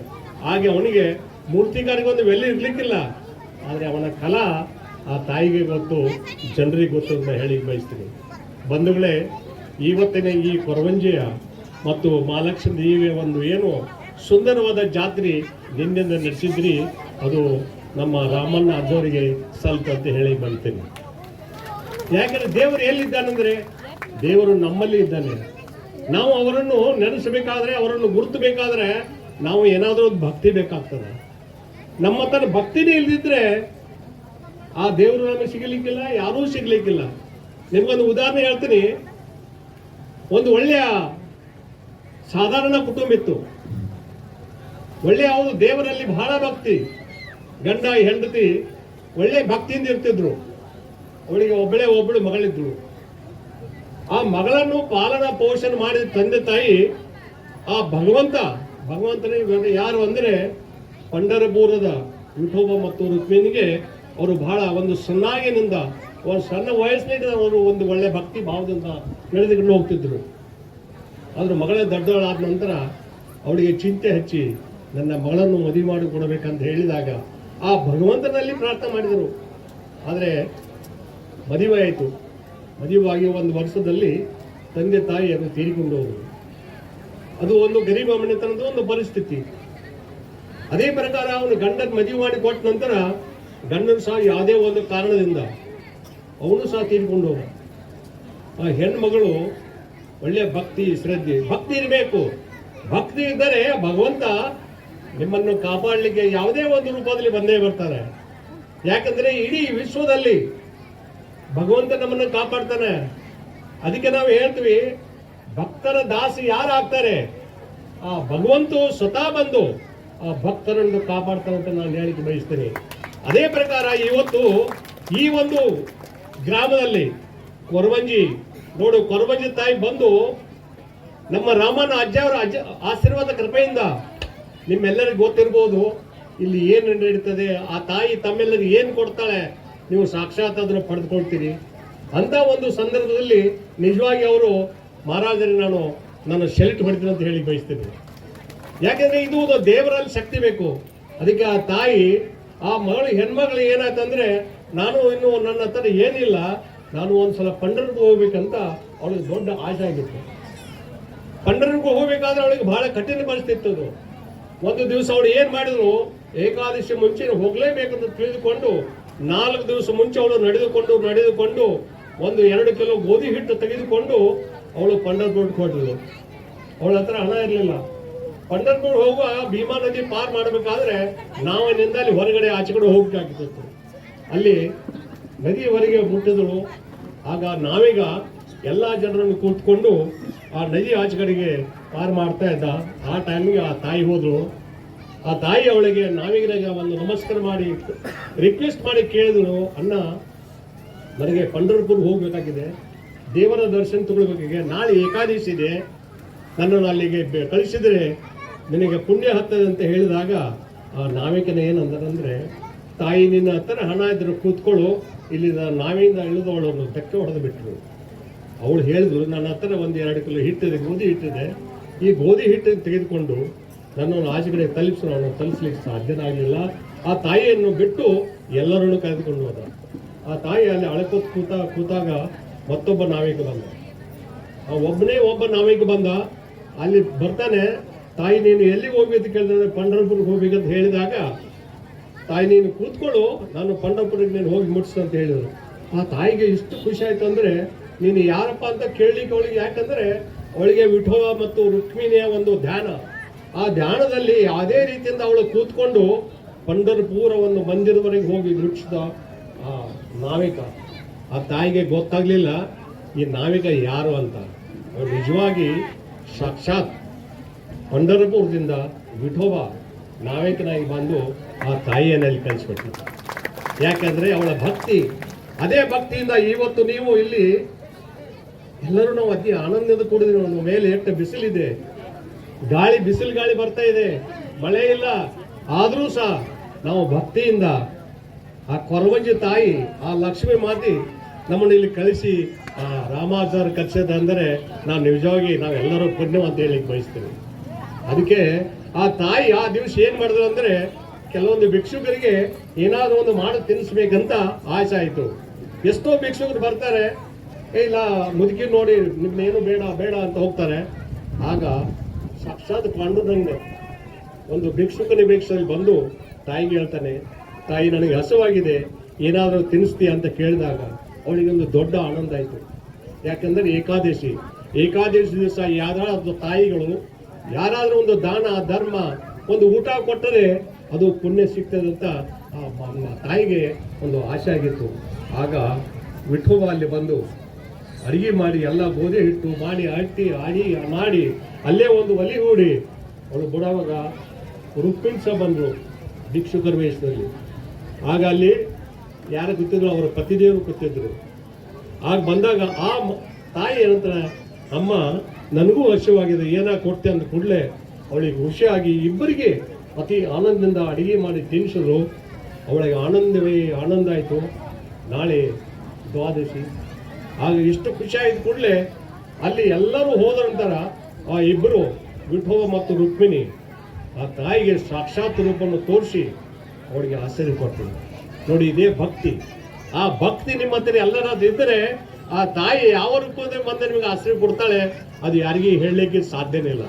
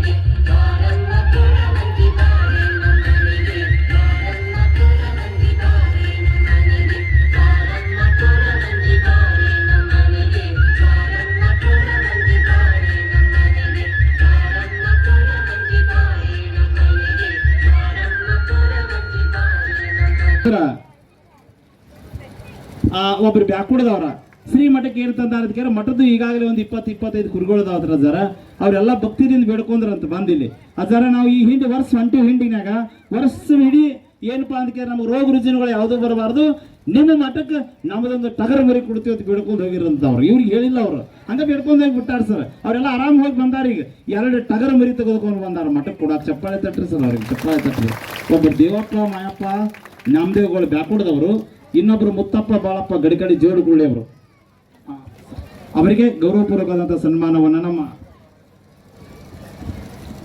ಶ್ರೀಯುತ ಸಂಗಮೇಶ್ ಮಹಾಸ್ವಾಮಿಗಳು ಕೆಲಸಂಗ ಅವರು ಕೂಡ ಅದರಲ್ಲಿ ಪಾಲ್ಗೊಳ್ಬೇಕು ಸರ್. ಸಂಗಮೇಶ್ ಅಜ್ಜಾರು ಹಾಗೂ ರಾಮಣ್ಣ ಮಹಾರಾಜರು ಮಹಾಲಕ್ಷ್ಮಿ ಕೊರವಂಜಿ ದೇವಸ್ಥಾನ ಕಳದಾಳಿವರು ಅವಳಿಗೆ ಯಾವ ಬುಟ್ಟಿ ತುಂಬಕ್ರಪ್ಪ ಹಿಂಗಾದ್ರೆ ಆಗೋದಿಲ್ಲ ತಾವಾದ್ರೆ ಬುಟ್ಟಿ ತುಂಬಕೋದು ಸಸಿಗಾದ್ರೆ ಹಾಕೊಡೋದಿಲ್ಲ ಇವನಿ ಬಿಡಬೇಡ ನೀ ಗಸ್ ಯಾರೇ ದಗದಿದ್ದು ಎಲ್ಲ ಐತೆ ದೈನ್ಯದವ್ರ ಸಿರಿ ಸಂಪತ್ತಿ ಎಲ್ಲ ಐತೆ ಹಿಂಗೆ ಒಟ್ಟೆ ವಿಚಾರ ಮಾಡಬೇಡ ನಿನಗೆ ಏನು ಬೇಕಲ್ಲ ಬುಟ್ಟಿ ತುಂಬ ಕೈಲಾಸದ ಏನು ತಂದಿದೆ ಅದನ್ನು ಓದೋ ಬಿಡುತ್ತೀನಿ ಸ್ವಲ್ಪ ಕಂಸ ಚಾನೂರ ಮರ್ದನಂ ದೇವಕಿ ಪರಮಾನಂದಂ ಕೃಷ್ಣಂ ಒಂದೇ ಜಗದ್ಗುರು. ನನ್ನ ಆರಾಧ್ಯ ದೇವತೆಗಳಾದ ಮಹಾಲಕ್ಷ್ಮಿ ಹಾಗೂ ಕೊರವಂಜಿ ತಾಯಿಯ ಪಾದ ಪದ್ಮಗಳನ್ನು ನನ್ನ ನಮಸ್ತಕದ ಮೇಲೆ ಇರಿಸಿಕೊಂಡು ಹಾಗೂ ಎಲ್ಲ ನನ್ನ ತಾಯಿಯಂದರಲ್ಲಿ ತಂದೆಯಂದರಲ್ಲಿ ಹಾಗೂ ಸಣ್ಣ ಚಿಕ್ಕ ಚಿಕ್ಕ ಮಕ್ಕಳಲ್ಲೂ ಕೂಡ ನನ್ನ ಅನಂತ ಕೋಟಿ ನಮಸ್ಕಾರವನ್ನು ಸಲ್ಲಿಸಿ ಹಾಗೂ ವೇದಿಕೆ ಮೇಲೆ ಆಸೀನರಾಗಿರುವಂಥ ಎಲ್ಲ ಸಮಯದ ಅಭಾವ ಕಡಿಮೆ ಇರುವುದರಿಂದ ಒಂದು ಸ್ವಲ್ಪ ಸಣ್ಣದು ಮಾಡಬೇಕಾಗಿದೆ. ಅದಕ್ಕಾಗಿ ವೇದಿಕೆ ಮೇಲೆ ಆಸೀನರಾಗಿರುವಂಥ ಎಲ್ಲ ಪರಮ ಪೂಜ್ಯರಿಗೆ ನನ್ನ ಅನಂತ ಕೋಟಿ ನಮಸ್ಕಾರವನ್ನು ಸಲ್ಲಿಸಿ ಒಂದೇ ಸತಿ ನೋಡ್ರಿ, ಕೋಟಿ ಕೋಟಿ ಆಸ್ತಿ ಇದ್ರೂ ಕೂಡ ನಾವು ಕರೆದಿದ್ದ ತಕ್ಷಣ ಒಂದೇ ಮಾತಿಗೆ ಬಂದಿದ್ದಂತ ಸರ್ಕಾರ ಸಾಹೇಬರಿಗೂ ಕೂಡ ನನ್ನ ಅನಂತ ಕೋಟಿ ನಮಸ್ಕಾರವನ್ನ ಸಲ್ಲಿಸಿ, ಈಗ ಒಂದಿಷ್ಟು ದುಡ್ಡು ಬಂದಿದ್ದೆ ತಡ ಮನುಷ್ಯ ಇದ್ದಕ್ಕಿದ್ದಂಗೆ ಚೇಂಜ್ ಆಗಿಬಿಡ್ತದ, ಹೌದಿಲ್ರಿ?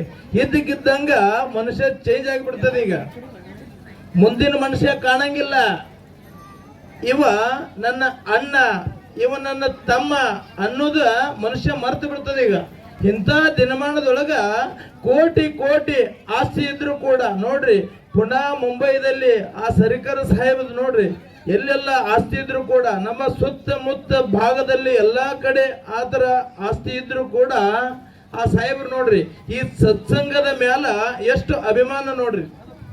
ಆ ಸಾಹೇಬರು ಕರೆದಿದ್ದಕ್ಕ ಒಂದೇ ಮಾತಿಗೆ ನೋಡ್ರಿ, ಒಂದೇ ಮಾತು ಕರೆದಿದ್ದಕ್ಕ ಅಧಿಕಾರ ಇದ್ದ ಮನುಷ್ಯ ಈಗ ಏನೋ ಮಾಡುವಲ್ರು. ಇಂಥದ್ರೊಳಗ 5,000 ರೂಪಾಯಿ ನೋಡ್ರಿ ಆ ಸಾಹೇಬರು ಆ ದೇವಿಗೆ ಭಕ್ತಿಯ ಕಾಣಿಕೆಯನ್ನ ಸಲ್ಲಿಸಿದ್ದಾರೆ. ಮತ್ತು ನಾನು ಎಲ್ಲಾ ಭಕ್ತರ ಬಗ್ಗೆ ಎಷ್ಟು ಹೇಳಿದ್ರು ಕೂಡ ಕಡಿಮೆ ಅನಿಸ್ತದ. ಯಾವ ಯಾವ ನಾಡಿನಿಂದ ಆ ತಾಯಿಯನ್ನ ಹೊಲಿಸ್ಕೊಳ್ಬೇಕಂತ ಬಂದಿದ್ದಾರೆ ನೋಡ್ರಿ, ಆ ತಾಯಿ ಯಾವ ಯಾವ ನಾಡುಗಳ ಜನಗಳಿಗೆ ಎಲ್ಲಾ ಭಕ್ತರಿಗೆ ನೋಡ್ರಿ ಎಷ್ಟು ಆಶೀರ್ವಾದ ಮಾಡಿದಾಳಂತ ಹೇಳಿದ್ರ ಅದೇನು ಎಷ್ಟು ಹೇಳಿದ್ರು ಕೂಡ ಕಡಿಮೆ ಅನಿಸ್ತದ, ಹೌದಿಲ್ರಿ? ಅಂದ್ರ ನೋಡ್ರಿ, ಇವಾಗ ಇಲ್ಲಿ ಕಾಣ್ತಕ್ಕಂತ ಜನರಿಗೆ ಜನ ಮಾತ್ರ ಕಾಣ್ತದ, ಆದ್ರ ಯಾವ ಯಾವ ನಾಡುಗಳಿಂದ ಯಾವ ಯಾವ ಜಿಲ್ಲೆಗಳಿಂದ ಯಾವ ಯಾವ ತಾಲೂಕುಗಳಿಂದ ಬಂದಿದಾರಂತ ನನಗೆ ಹೇಳಕ್ ಆಗೋದಿಲ್ಲ. ಯಾರು ಜತ್ತ ತಾಲೂಕ ಡಬಳಾಪುರದಿಂದ ಬಂದಿದ್ದೀರಿ, ಮತ್ತು ಬಾಗಲಕೋಟೆಯಿಂದ ಬಂದಿದ್ದೀರಿ. ಆ ದೇವಿ ಮ್ಯಾಲ ಅಭಿಮಾನ ಇಟ್ಟುಕೊಂಡು ಕೊಲ್ಲಾಪುರದಿಂದ ಬಂದಿದ್ದೀರಿ, ಇಂಚಲಕರಂಜಿಯಿಂದ ಬಂದಿದ್ದೀರಿ, ಮತ್ತು ಇನ್ನು ಈ ನಾಡಿನಿಂದ ಬಂದಿದ್ದೀರಿ ಅಂತ ನನಗ ಈ ಮೂಲೆಗಳಿಂದ ಈ ಮೂಲೆ ಒಳಗಿನ ಜನ ಬಂದಿಲ್ಲ ಅಂತ ನನಗೆ ಹೇಳಕ್ ಆಗವಲ್ತು. ನಮ್ಮ ಊರಲ್ಲಿರೋದಕ್ಕಿಂತ ನೋಡ್ರಿ ಸುತ್ತಮುತ್ತ ಎಷ್ಟೋ ಹಳ್ಳಿಗಳಿಂದ, ಎಷ್ಟೋ ತಾಲೂಕುಗಳಿಂದ, ಎಷ್ಟೋ ಜಿಲ್ಲೆಗಳಿಂದ ಎಲ್ಲಾ ಭಕ್ತರಿಗೆ ಏನು ನೋಡು ಯಾವ ಯಾವ ನಾಡಿಂದ ಬಂದಿದ್ದೀರಿ ನೋಡ್ರಿ, ಎಲ್ಲರಿಗೂ ನನ್ನ ಅನಂತ ಕೋಟಿ ನಮಸ್ಕಾರವನ್ನ ಸಲ್ಲಿಸ್ತೀನಿ. ಯಾಕಪ್ಪ ಅಂತ ಹೇಳಿದ್ರ ಎಷ್ಟು ಆ ಶ್ರೀ ಮಹಾಲಕ್ಷ್ಮಿ ಕೊರವಂಜಿ ತಾಯಿ ಮೇಲೆ ಭಕ್ತಿಯನ್ನ ಇಟ್ಟುಕೊಂಡು ಎಲ್ಲಾ ಕೆಲಸಗಳನ್ನ ಒತ್ತೆ ಇಟ್ಟು ಈ ತಾಯಿಯ ದರ್ಶನವನ್ನ ಪಡೆಯೋದಕ್ಕೆ ಬಂದಿದ್ದೀರಿ ಅಂತ ಹೇಳಿದ್ರ ನಂದು ಮತ್ತು ಆ ತಾಯಿದ ನೋಡ್ರಿ, ನಮ್ದು ಏನೋ ಒಂದು ಒಳ್ಳೆಯ ದಿನ, ಶುಭ ದಿನ ಅಂತ ಹೇಳಿದ್ರು ಕೂಡ ತಪ್ಪು ಅನ್ಸೋದಿಲ್ಲ, ಹೌದಿಲ್ರಿ? ಹಿಂಗ ನಾನು ಎಷ್ಟು ಹೇಳಿದ್ರು ಕಡಿಮೆ ಅನ್ಸದ. ಹಿಂಗ ಒಂದು ದಿನ ನಾನು ಒಂದು ಊರಿಗೆ ಹೋಗಿದ್ದೆ. ಹೋದಾಗ ನೋಡ್ರಿ, ಒಬ್ರು ಇದ್ದಕ್ಕಿದ್ದಂಗ ನನಗೆ ಏನು ಮಾಡಿದ್ರಪ್ಪ ಅಂತ ಹೇಳಿದ್ರ, ಅಜ್ಜರ ನಮ್ಮ ಮನಿ ಇಲ್ಲೇ ಅದ, ಅಜ್ಜರ ನಮ್ಮ ಮನಿ ಇಲ್ಲೇ ಅದ ಅಂತ ಹೇಳಕತ್ರು. ನನ್ನ ಕೊಳಗ ಒಂದಿಷ್ಟು ಒಂದ್ ಸ್ವಲ್ಪ ಬಂಗಾರ ಇತ್ತು ಮತ್ತು ಬೆಳ್ಳಿ ಒಂದಿಷ್ಟು ಇತ್ತು. ಹಿಂಗ ಇದನ್ನು ನೋಡಿ ಮನುಷ್ಯ ಏನಾದ್ರು ಕರೆಯಕತ್ತಾನ ಅಂತ ನನಗೆ ಹಿಂಗ ಅನ್ಸಕತ್ತಿ ಬಿಡ್ತು. ಮೊನ್ನೆ ಇದ್ದ.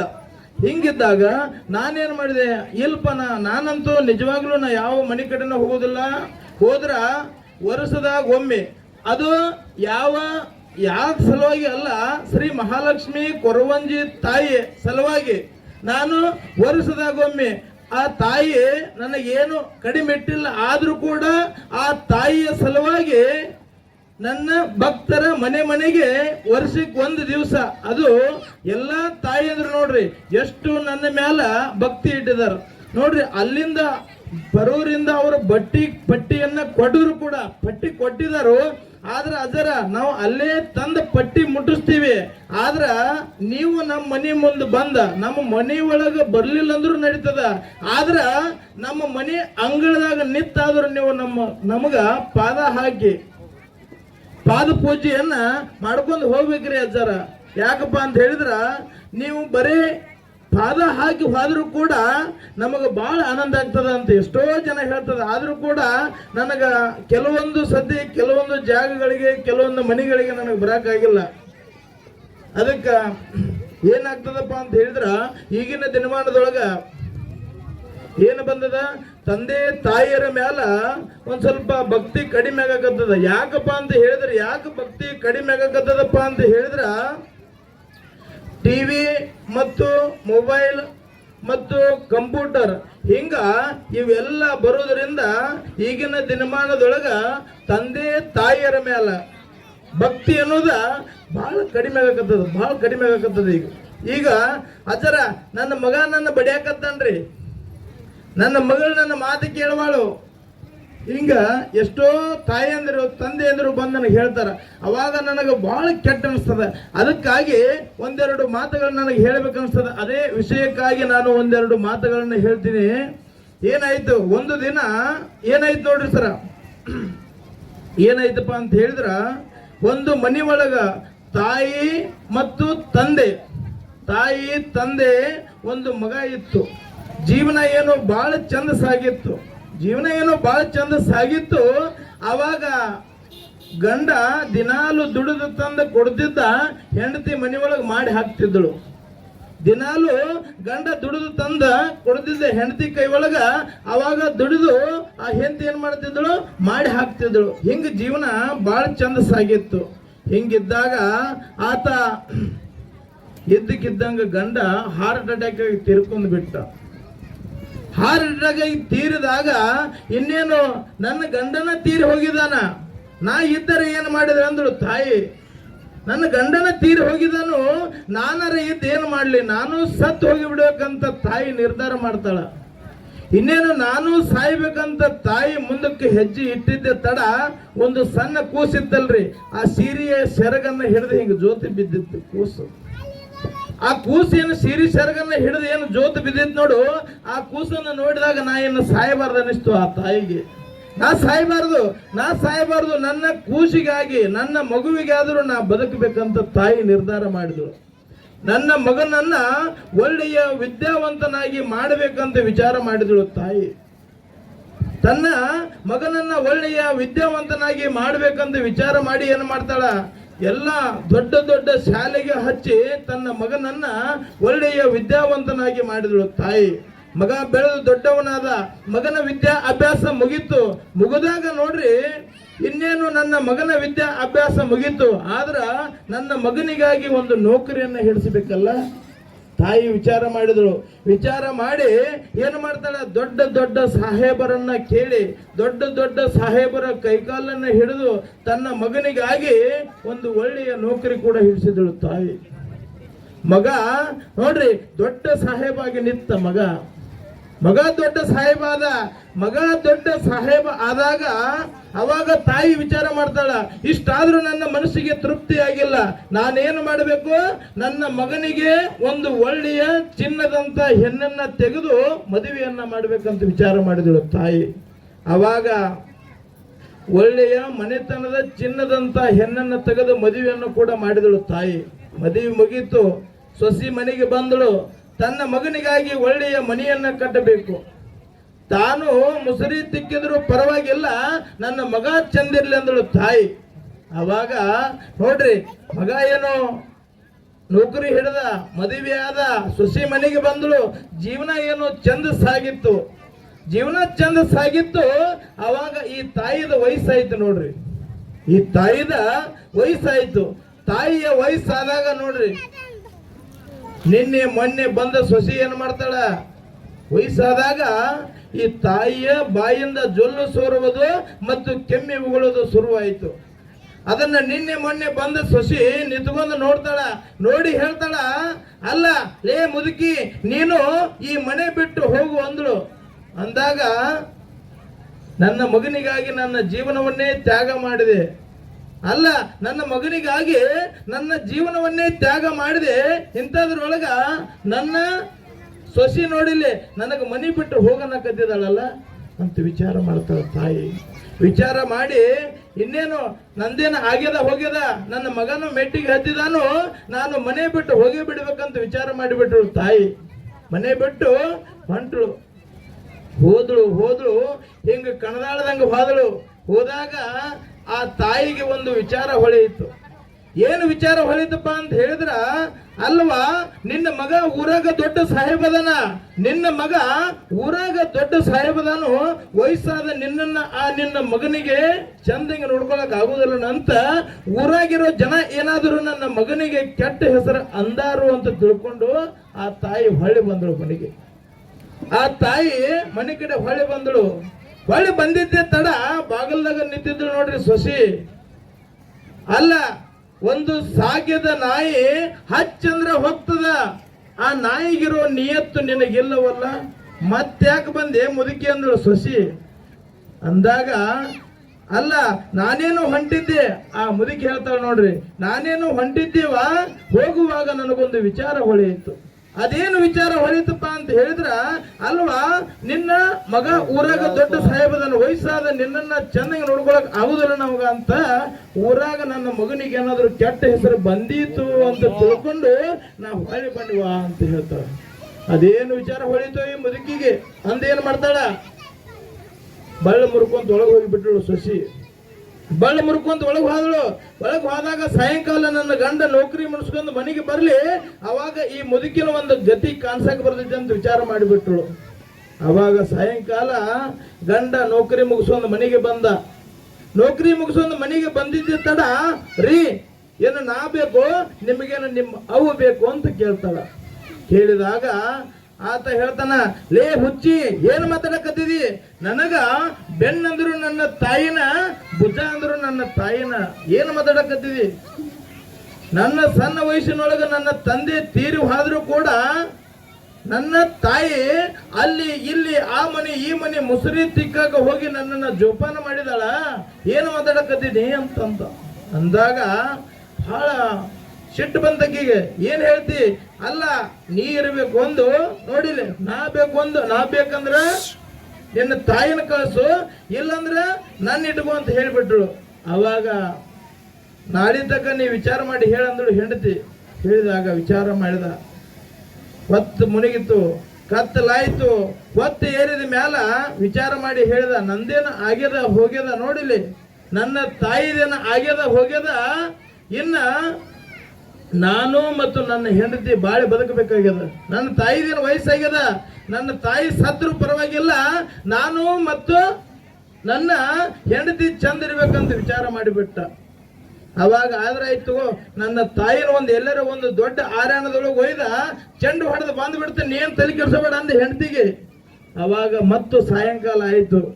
ಅವಾಗ ಸಾಯಂಕಾಲ ಟೈಮದೊಳಗೆ ಹೇಳ್ತಾನ, ಯವ್ವ ನೀ ಯಾವಾಗಾದ್ರೂ ಕಾಶಿ ನೋಡಿದೇನೇವ, ಯವ್ವ ನೀ ಯಾವಾಗಾದ್ರೂ ಕಾಶಿ ನೋಡಿದಿನ ಯವ್ವ ಅಂದ. ಅವಾಗ ಯಪ್ಪ ನಿನ್ನ ಬೆಳೆಸಿ ದೊಡ್ಡವನು ಮಾಡ್ಬೇಕಾದ್ರೆ ನನಗೆ ಇದೇ ರಗಡಾಗೈತೆಪ್ಪ, ನಾ ಯಾವಾಗ ಕಾಶಿ ನೋಡ್ಲು ಮಗನ ಅಂತಾಳ ತಾಯಿ. ಅವಾಗ ಹೇಳ್ತಾನ, ಯವ್ವ ನಾಳೆ ಸಜ್ಜಾಗಿ ಬಿಡು, ನಿನಗೆ ಕಾಶಿ ತೋರಿಸ್ತಾನೆ ಯವ್ವ ಅಂದ ಮಗ.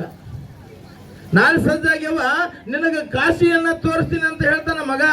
ಆದ್ರ ಆಯ್ತಪ್ಪ ಸಜ್ಜಾಕನು ಮಗನ ನಾಳೆ ಮತ್ತ ಆದಷ್ಟು ಲಗುನ ಹೇಳಪ್ಪ ಹೋಗುನು ಅಂತಂದಳು. ಕಾಶಿ ನೋಡ್ಬೇಕು, ನನ್ನ ಮಗನಿಂದ ನಾ ಕಾಶಿ ನೋಡಕತ್ನಿಲ್ಲ ಅಂತ ತಾಯಿ ಬಹಳ ಖುಷಿ ಆದಳು. ಆ ಮುಗ್ಧ ಜೀವ ತಾಯಿಗೆ ಗೊತ್ತಿಲ್ಲ ಮಗ ಚೆಂಡ ಹೊಡ್ಯಾಕ ಕರ್ಕೊಂಡ್ ಹೊಂಟಾನಂತ. ಹಿಂಗಿದ್ದಾಗ ಹೋದ್ರು ನೋಡ್ರಿ. ಹೊತ್ತ ಇನ್ನು ನೋಡ್ರಿ ಯಾವಾಗ ಕತ್ತಲದಿತ್ತು ಯಾವಾಗ ಹೊತ್ತೇರಿತ್ತು ಅಂತ ತಾಯಿ ಹಾದಿ ನೋಡಕತ್ತಳು. ತಾಯಿ ಹಾದಿ ನೋಡಕತ್ತಳು. ತಾಯಂದ್ರ ತಾಯಿ ಹಾದಿ ಕಾಯಕತ್ತಳು. ನೋಡ್ರಿ ಮಗ ಲಘು ಹೇಳುವಲ್ಲ ತನ್ನ ರೂಮಿನಾಗ ತಾ ಮಲ್ಕೊಂಡ, ಮತ್ತು ತಾಯಿ ಹೊರಗಡೆ ನೋಡ್ರಿ ಬಾಗಲ್ದಾಗ ಹಾದಿ ನೋಡ್ಕೊಂತ ಯಾವಾಗ ನನ್ನ ಮಗ ಎದ್ದಾನೋ ಯಾವಾಗ ನನ್ನನ್ನ ಕರ್ಕೊಂಡು ಹೋದನು ಅಂತ ಹಾದಿ ನೋಡಕತ್ತಳು ತಾಯಿ. ಹಾದಿ ನೋಡಿದಳು ಆದ್ರೂ ಮಗ ಲಘು ಹೇಳುವಲ್ಲ. ಯಾಕೋ ನಿದ್ದೆ ಹತ್ತುವಲ್ದ ಗಬ್ಬು, ನನ್ನ ಮಗ ಹಾದಿಯಾಗ ಏನಾದ್ರು ಹಸದಿತ್ತಂತೇಳಿ ಅಡಿಗೆ ಮಾಡಿ ಕಟ್ಕೊಂತು, ಮುದುಕಿ ಬುತ್ತಿ ಕಟ್ಕೊಂತು. ಮತ್ತು ನನ್ನ ಮಗ ಹಾದಿಯಾಗ ನೀರಾಡ್ಸ್ತದಂತ ಒಂದು ಬಾಟ್ಲಿ ಒಳಗೆ ನೀರು ಕೂಡ ತುಂಬಿಕೊಂತು ತಾಯಿ. ಇದನ್ನೆಲ್ಲ ಬುತ್ತಿ ಕಟ್ಟಕೊಂಡು ನೀರು ತುಂಬಿಕೊಂಡು ಎಲ್ಲ ರೆಡಿ ಮಾಡಿ ಮಗನ ಹಾದಿಯನ್ನ ಕಾಯ್ಕೊಂಡು ಬಾಗಲ್ದಾಗ ತಲೆ ಕೈ ಹಚ್ಕೊಂಡು ಕುಂದು ಬಿಟ್ಟು ಮುದುಕಿ ಹಿಂಗ ಕೂತು ಹಾದಿ ನೋಡ್ಕೊಂತ ಹಿಂಗ ಕುದ್ದು ಬಿಟ್ಟಳು ತಾಯಿ. ಅವಾಗ ಮಗ ಹೊತ್ತು ಏರಿದ ಮ್ಯಾಲ ಮುಖದ ಮ್ಯಾಲ ಬಿಸಿಲು ಬಿದ್ದ ಮ್ಯಾಲ ಮಗ ಎದ್ದ ಬಾಗಲ ತೆಗಿತಾನ. ತಾಯಿ ಬಾಗಲ್ದಾಗ ಕುಂತಾಳ. ಅವಾಗ ಮಗ ಅಂತಾನ, ಯವ್ವ ಮಲ್ಲಿಗೆ ನನ್ನಿ ಅಂತ ಕೇಳ್ತಾನ. ಮಲ್ಲಿಗಿಲ್ಲ ಯವ್ವ ನೀ ಅಂದ. ಅವಾಗ ಯಪ್ಪ ಕಾಶಿಗೆ ಹೋಗೋಣಂದಿಲ್ಲೋ ಯಪ್ಪ, ನನಗೆ ಯಾಕೋ ನಿದ್ದೆ ಬರ್ಲಿಲ್ಲ ಮಗನ ಅಂತಂತಾಳ ತಾಯಿ. ಯಾಕೋ ನನಗ ನಿದ್ದೆ ಬರ್ಲಿಲ್ಲ ಯಪ್ಪ ಅಂದಳು. ಅವಾಗ ಯಪ್ಪ ಹೋಗು ನಡಿಯೋ ಕಾಶಿಗೆ ಅಂದಳು. ಅವಾಗ ಹೋಗು ನಿಂದ್ರಿಯವ ಅಂದ. ಶಶಿ ನೋಡ್ರಿ ರೀ ಕರ್ಕೊಂಡ್ ಹೋಗ್ಬಿಟ್ರಿ ಮುದುಕಿನ ಅಂದಳು. ಸೊನ್ನೆ ಮಾಡಿಬಿಟ್ಟಳು. ಅವಾಗ ಆದ್ರ ಆಯ್ತಂದ. ಯವ ಹೋಗು ನಡಿ ಅಂತ ಹೋದ್ರು ಇಬ್ರು ಕೂಡಿ ಹೊಂಟ್ರು. ಒಂದು ದಾರಿ ಹಿಡ್ದ ಹೋದ್ರು ಹೋಗಿ ಮಗ ದಾರಿಯನ್ನ ಹಿಡಿದು ಹೋಗೋದು ಬಿಟ್ಟು ತಾಯಿಯನ್ನ ಕಾಡಿನೊಳಗೆ ಕರ್ಕೊಂಡ್ ಹೊಂಟ ಮಗ. ಹೋಗು ದಾರಿ ಬಿಟ್ಟ ಕಾಡಿನೊಳಗೆ ಕರ್ಕೊಂಡ್ ಹೊಂಟ. ಕಾಡಿನೊಳಗ ಕರ್ಕೊಂಡು ಹೋಗುವಾಗ ಯಪ್ಪ ಮಗನ ಈ ಹೋಗುವ ದಾರಿಯನ್ನ ಬಿಟ್ಟು ಈ ಕಾಡಿನೊಳಗೆ ಯಾಕೆ ಕರ್ಕೊಂಡ್ ಹೊಂಟಿವೋ ಯಪ್ಪ, ಈ ಕಾಡಿನೊಳಗೆ ಯಾಕೆ ಕರ್ಕೊಂಡ್ ಹೊಂಟಿದ್ವೋ ಮಗನ ಅಂತಳ ತಾಯಿ. ಅಂದಾಗ ಯವ ಇಲ್ಲೇ ಎಲ್ಲರ ಒಂದು ಗಿಡದ ನೆಳಿಗೆ ಊಟ ಮಾಡಿ ಮುಂದಕ್ಕೆ ಹೋಗೋಣ ಯವ ಅಂತ. ಅವಾಗ ಆದ್ರ ಆತೋ ಮಗನ ನನಗೂ ಹಟ್ಟಿಸದು ಯಪ್ಪ ಹೋಗು ನಡಿ ಮಗನ ಅಂತಂದಳು ತಾಯಿ. ಹೋಗು ನಡಿಯಪ್ಪ ಅಂದಳು. ಕಾಡಿನೊಳಗೆ ಕರ್ಕೊಂಡ್ ಹೋದ. ಗಿಡದ ನೆಳಿಗೆ ಹೋದಿದ್ದ ತಡ ದೊಡ್ಡ ಹತಾರನ್ನ ತೆಗೆದ ಮಗ ಹೊರಗಿಟ್ಟ ನೋಡ್ರಿ. ಅದನ್ನ ಹತಾರನ್ನ ಏನ ತಾಯಿ ನೋಡಿದ್ರು ನೋಡ್ರಿ ಅಂತಾಳ, ಯಪ್ಪ ಮಗನ ಹತಾರ ಯಾಕೆ ತಂದಿವೋ ಯಪ್ಪ, ಈ ಹತಾರ ಯಾಕೆ ತಂದಿವೋ ಮಗನ ಅಂತ ಕೇಳ್ತಾಳ ತಾಯಿ. ಕೇಳಿದಾಗ ಯವ್ವ ನನ್ನನ್ನ ಕ್ಷಮಾ ಮಾಡು ತಾಯಿ ಅಂತ ಹೇಳ್ತಾನ. ಯಾಕೋ ಯಪ್ಪ ಹಿಂಗ್ಯಾಕ್ ಮಾತಾಡಕತ್ತಿದೀವೋ ಮಗನ ಅಂತಾಳ. ಅಂದಾಗ ಯವ್ವ ನಿನ್ನ ಬಾಯಿಂದ ಜೊಲ್ಲು ಸೋರ್ತದಂತ ಮತ್ತು ಕೆಮ್ಮಿ ಉಳಕತ್ತಿದಿ ಅಂತ ಅದನ್ನ ನನ್ನ ಹೆಂಡತಿಗೆ ನಿನ್ನ ವ್ಯವಸ್ಥೆಯನ್ನ ಮಾಡಕ್ ಆಗುದಿಲ್ಲ ಅಂತ ಅದಕ್ಕಾಗಿ ಒಂದು ದಟ್ಟ ಆರಣ್ಯದೊಳಗೆ ಒಯ್ದು ನಿನ್ನ ತಾಯಿಯನ್ನ ಚೆಂಡು ಹೊಡೆದು ಬಾ ಅಂತೇಳಿ ಅಂದ ನನ್ನನ್ನ ಕಳಿಸಿದಾಳೆವ ಅಂತ ಹೇಳಿಬಿಟ್ಟ ಮಗ. ಅವಾಗ ತಾಯಿ ಹೇಳ್ತಾಳ, ಯಪ್ಪ ಮಗನ ಇದಕ್ಕೆ ಕಂಜಿದ್ವು ಯಪ್ಪ. ನೋಡ್ರಿ ಮಗನಿಗಾಗಿ ತಾಯಿ ನೋಡ್ರಿ ಮಗನ ಮೇಲೆ ಎಷ್ಟು ಕಾಳಜಿ. ಇದಕ್ಕೆ ಕಂಜಿದ್ವು ಯಪ್ಪ, ನೀನು ಮತ್ತು ನಿನ್ನ ಹೆಂಡತಿ ಚಂದಂಗಿ ಇರುದ ಆದ್ರೆ ಮೊದಲು ನನ್ನ ಚೆಂಡು ಹೊಡಿ ಯಪ್ಪ ಅಂದಳು ತಾಯಿ. ನೋಡ್ರಿ ತಾಯಿ ಮನಸ್ಸು ಎಷ್ಟು ದೊಡ್ಡದು ನೋಡ್ರಿ ಪುಣ್ಯಾತ್ಮರಿ. ನೀನು ಮತ್ತು ನಿನ್ನ ಹೆಂಡತಿ ಚಂದಂಗಿ ಇರುದ ಆದ್ರ ಮೊದಲು ನನ್ನ ಚೆಂಡು ಹೊಡೆದ ನೀವಿಬ್ರು ಚಂದಂಗಿ ಬದುಕೋಗ್ರಿ ಯಪ್ಪ ಅಂದಳು ತಾಯಿ. ನೋಡ್ರಿ ತಾಯಿ ಕರ ನೋಡ್ರಿ. ಅವಾಗ ಇನ್ನೇನು ಚೆಂಡ ಹೊಡಿಬೇಕಂದ ಹಿಂಗ ಹತಾರನ್ನ ಮೇಲಕ್ಕೆ ಎತ್ತಿದ ಮಗ. ಹತಾರ ಮೇಲಕ್ಕೆ ಎತ್ತಿದ್ದೆ ತಡ ನೋಡ್ರಿ ನಿಲ್ಲು ಯಪ್ಪ ಅಂದಳು ತಾಯಿ. ನಿಲ್ಲು ಮಗನ ಅಂದಳು. ಅವಾಗ ಯಾಕೆವ ಅಂತ ಕೇಳ್ತಾನ ಮಗ. ಯಾಕಯ್ಯವ ಅಂದ. ಅವಾಗ ತಾಯಿ ಹೇಳ್ತಾಳ, ಯಪ್ಪ ಮನಿಂದ ಬುದ್ಧಿ ಕಟ್ಕೊಂಡು ಬಂದಿನ ಮಗನ. ಯಪ್ಪ ಮನಿಂದ ಬುದ್ಧಿ ಕಟ್ಕೊಂಡು ಬಂದಿನ ಯಪ್ಪ. ಇದನ್ನ ನನ್ನ ಕೈಯಾರೆ ನಿನಗೊಂದು 5 ತುತ್ತ ಕೈ ತುತ್ತನ್ನ ತಿನ್ನಿಸಿ ನನ್ನ ಜೀವ ಬಿಡ್ತನೋ ಯಪ್ಪ ಅಂದಳು ತಾಯಿ.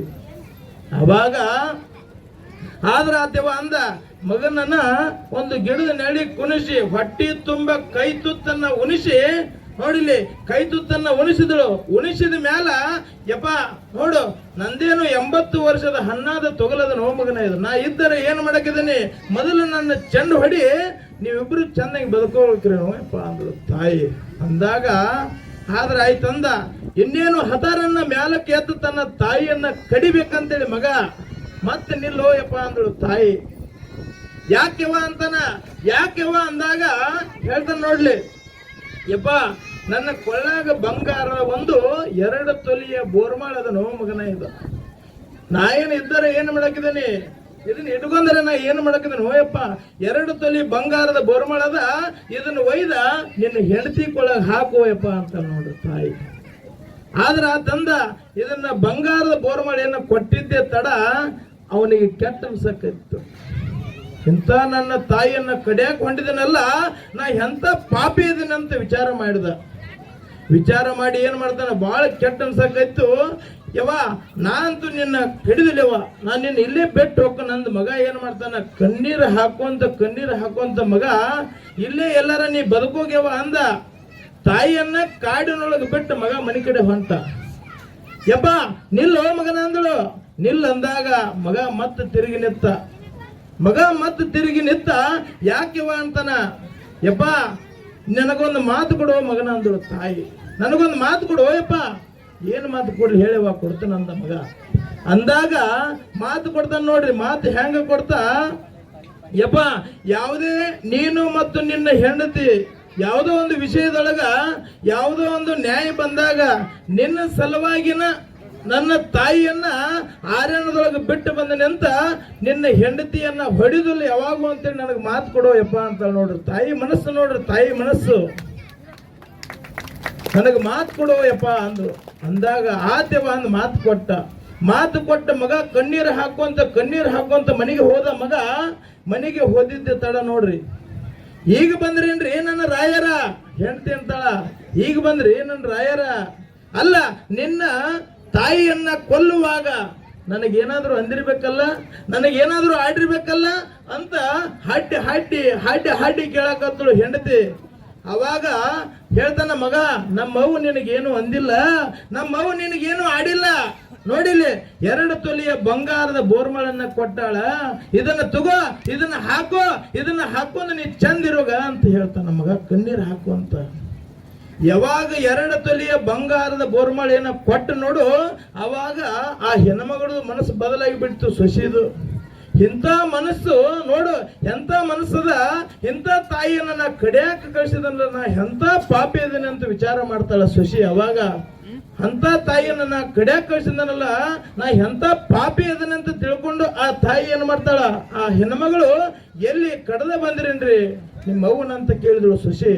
ಅವಾಗ ಇಲ್ಲ, ನಮ್ಮವ್ವ ನನ್ನ ಹೊಟ್ಟೆ ತುಂಬಾ ತುತ್ತು ಮಾಡಿ ನನಗೆ ಊಟ ಮಾಡಿಸಿದ್ರು, ಆ ತುತ್ತನ್ನ ನನಗೆ ಮರೆಯಾಕ ಆಗ್ಲಿಲ್ಲ, ಅದಕ್ಕಾಗಿ ನನ್ನ ತಾಯಿಯನ್ನ ನಾನು ಹಂಗ ಬಿಟ್ಟು ಬಂದ್ಬಿಟ್ನಿ ಅಂತ ಹೇಳ್ತಾನ.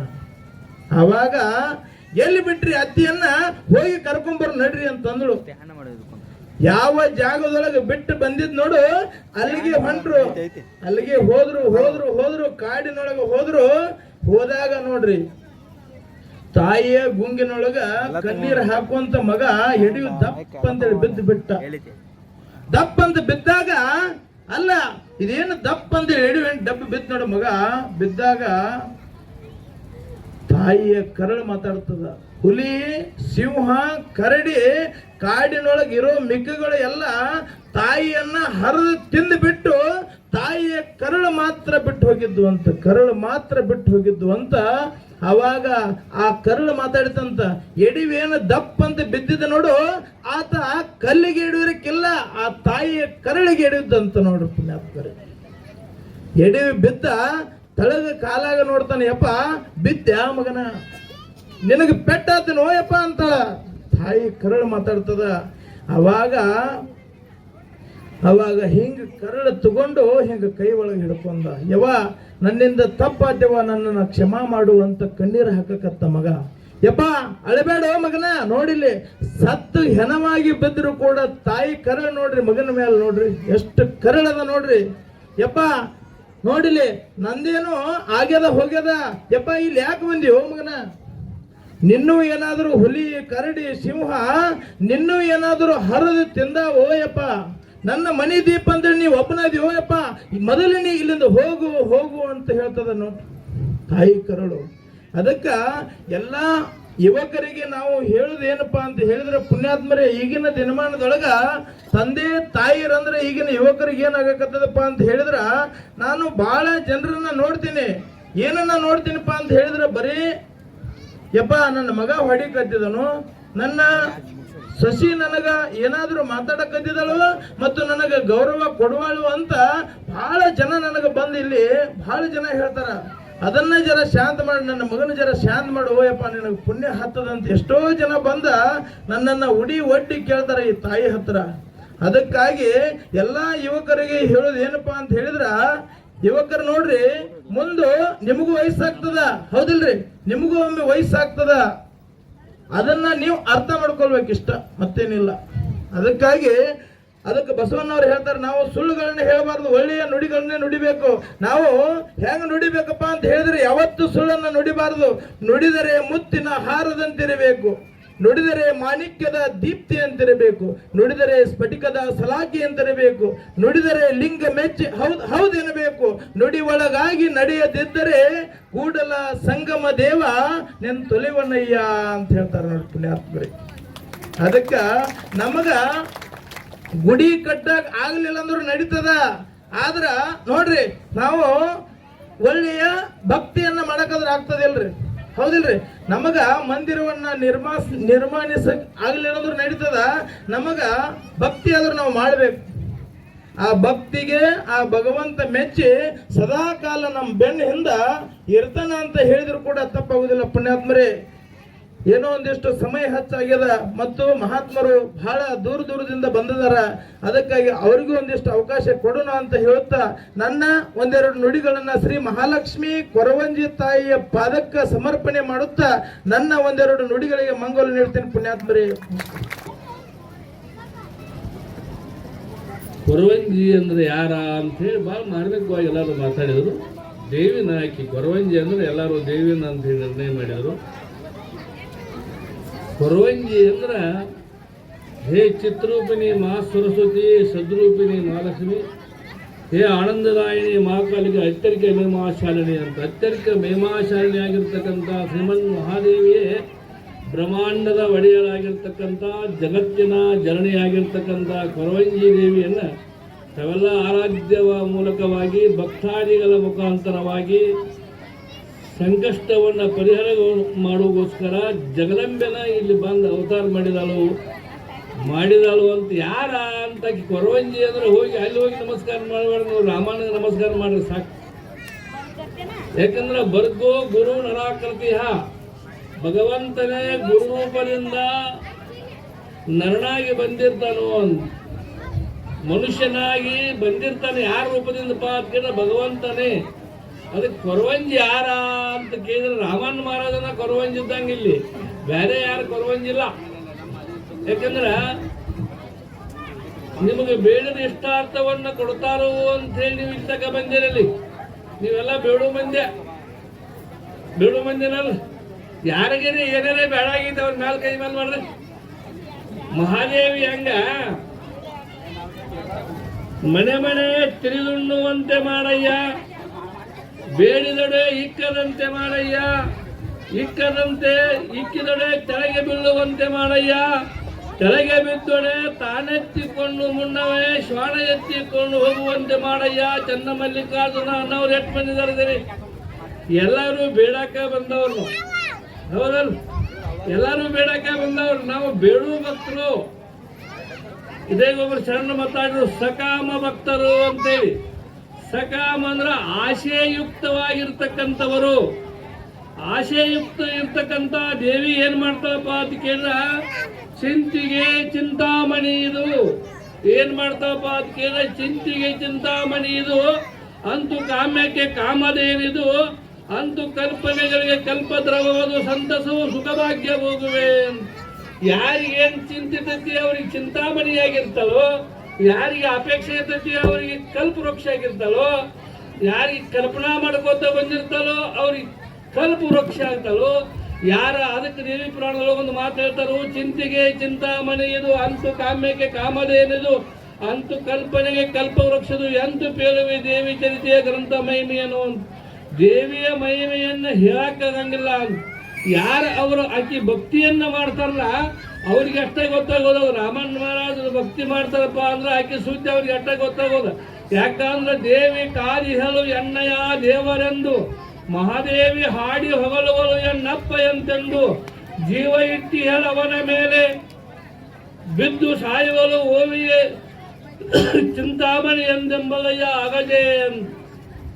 ಕೊರವಂಜಿ ಮಾತಾ ರಾಮಣ್ಣ ಮಹಾರಾಜ್ ಮೇಲೆ ಬಿದ್ದು ಸಾಯ್ತಾಳಂತ್ರಿ.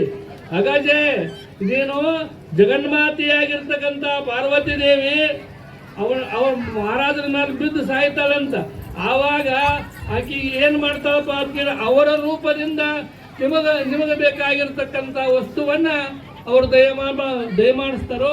ಉದಾಹರಣಾರ್ಥವಾಗಿ ಎಲ್ಲರೂ ಮಾತಾಡಿದ್ರು ಮಹಾಲಕ್ಷ್ಮಿ ಕೊರವಂಜಿ ಅಂದ್ರೆ ಬೇರೆ ಬೇರೆ ಇಲ್ಲ, ಎಲ್ಲರೂ ಮಾತಾಡಿದ್ರನ ನೀವೆಲ್ಲ ಕೇಳಿದ್ರೆ ನಿಮ್ಮಲ್ಲಿ ಬೇರೆ ಬೇರೆ ಅನ್ನೋದು ತಿಳಿಯಾಗಿಂದ ಹೋಗಂಗಿಲ್ಲ.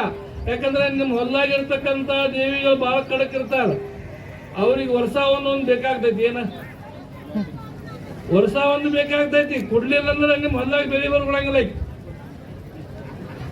ಯಾರು ಕರೆಯವರ ಅಂದ್ರೆ ಕಂಟ್ಯಾವಣ ಕರೆ ಅಂದ್ರೆ ಏನಾತ ಕೇಳಿದ್ರೆ ಕರೆ ಅವ ಕರೆ ಯಾರದಲ್ಲ ಜಗತ್ತೊಳ ಕರೆ ಅವ ಯಾರ ಕರೆ ಯಾರದಲ್ಲ ಅವ್ರಿಗೆ ಕರೆಯವ ಅಂತಾರ್ರಿ. ನಾವು ಕರೆಯವ ಅಂದ್ರ ಒಂದು ಕಲ್ಲು ಮೇಲೆ ಎಣ್ಣೆ ಹಾಕಿ ಆಕಿಗೆ ಒಂದು ಕರಿ ಸೀರೆ ತಂದು ಉಡಿಸಿ ಮರದೂಸ್ ನೀವು ಉಟ್ಕೊಳ್ಳೋರು ಕರೆಯವ ಯಾರಂದ್ರಿ? ಉಟ್ಕೊಳ್ಳೋರು ಮರದೂಸ್ ನೀವು ಉಟ್ಕೋತೀರಿಲ್ಲ, ಕರೆಯವ ನೀವಯವ.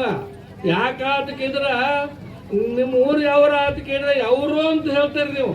ಅಲ್ಲಿಂದ ಬಂದು ಇಲ್ಲಿ ಬಂದು ಮದುವೆ ಮಾಡಿ ಕೊಟ್ಟಾಗ ನಂತರ ಆ ಊರು ಮರಿತೀರಿ. ಆಮೇಲೆ ಯಾವ ಊರು ಕೇಳಿದ್ರೆ ಕಣದಾಳ ಅಂತ ಹೇಳ್ತೀರಿ, ನಿಮ್ಮ ಊರು ಮರಿತೀರಿ, ನಿಮ್ಮ ಊರ ಮರಿತೀರಿ. ಶಾಲೆಯಾಗಿ 7 ಮ್ಯಾಟ್ರಿಕ್ ತಕ ಕಲಿ ಮುಂದೆ ಅಪ್ಪನ ಹೆಸರು ಹಚ್ತೀರಿ. ಇಲ್ಲಿ ಬಂದ ನಂತರ ಏನ್ ಮಾಡ್ತಾರಪ್ಪ ಅಂತ ಕೇಳಿದ್ರೆ ಯಾರ ಹೆಸರು ಹಚ್ತೀರಿ ಸರ್? ಯಾರ ಹೆಸರು ಹಚ್ತಾರೆ? ಯಾರ ಹೆಸರು ಹಚ್ತಾರೆ? ಎನಕ ತಗೊಂಡು ನಿಮ್ಮ ಅಪ್ಪನ ಹಚ್ಚಿರಿ. ಈಗ ನೀವು ಯಾರು ಹಚ್ತೀರಿ ಕೇಳಿ ನಿಮ್ಮ ಮಾಲಕರನ್ನ ಹಚ್ಚವ್ರ ನೀವ ಸ್ವತಃ ಹೋಗಿ ಸಾಲಿ ಹೋಗಿ ಸರ್ ಒಳಗಡೆ ಹೋಗಿ ನಿಂತ್ರನು ಸಹಿತ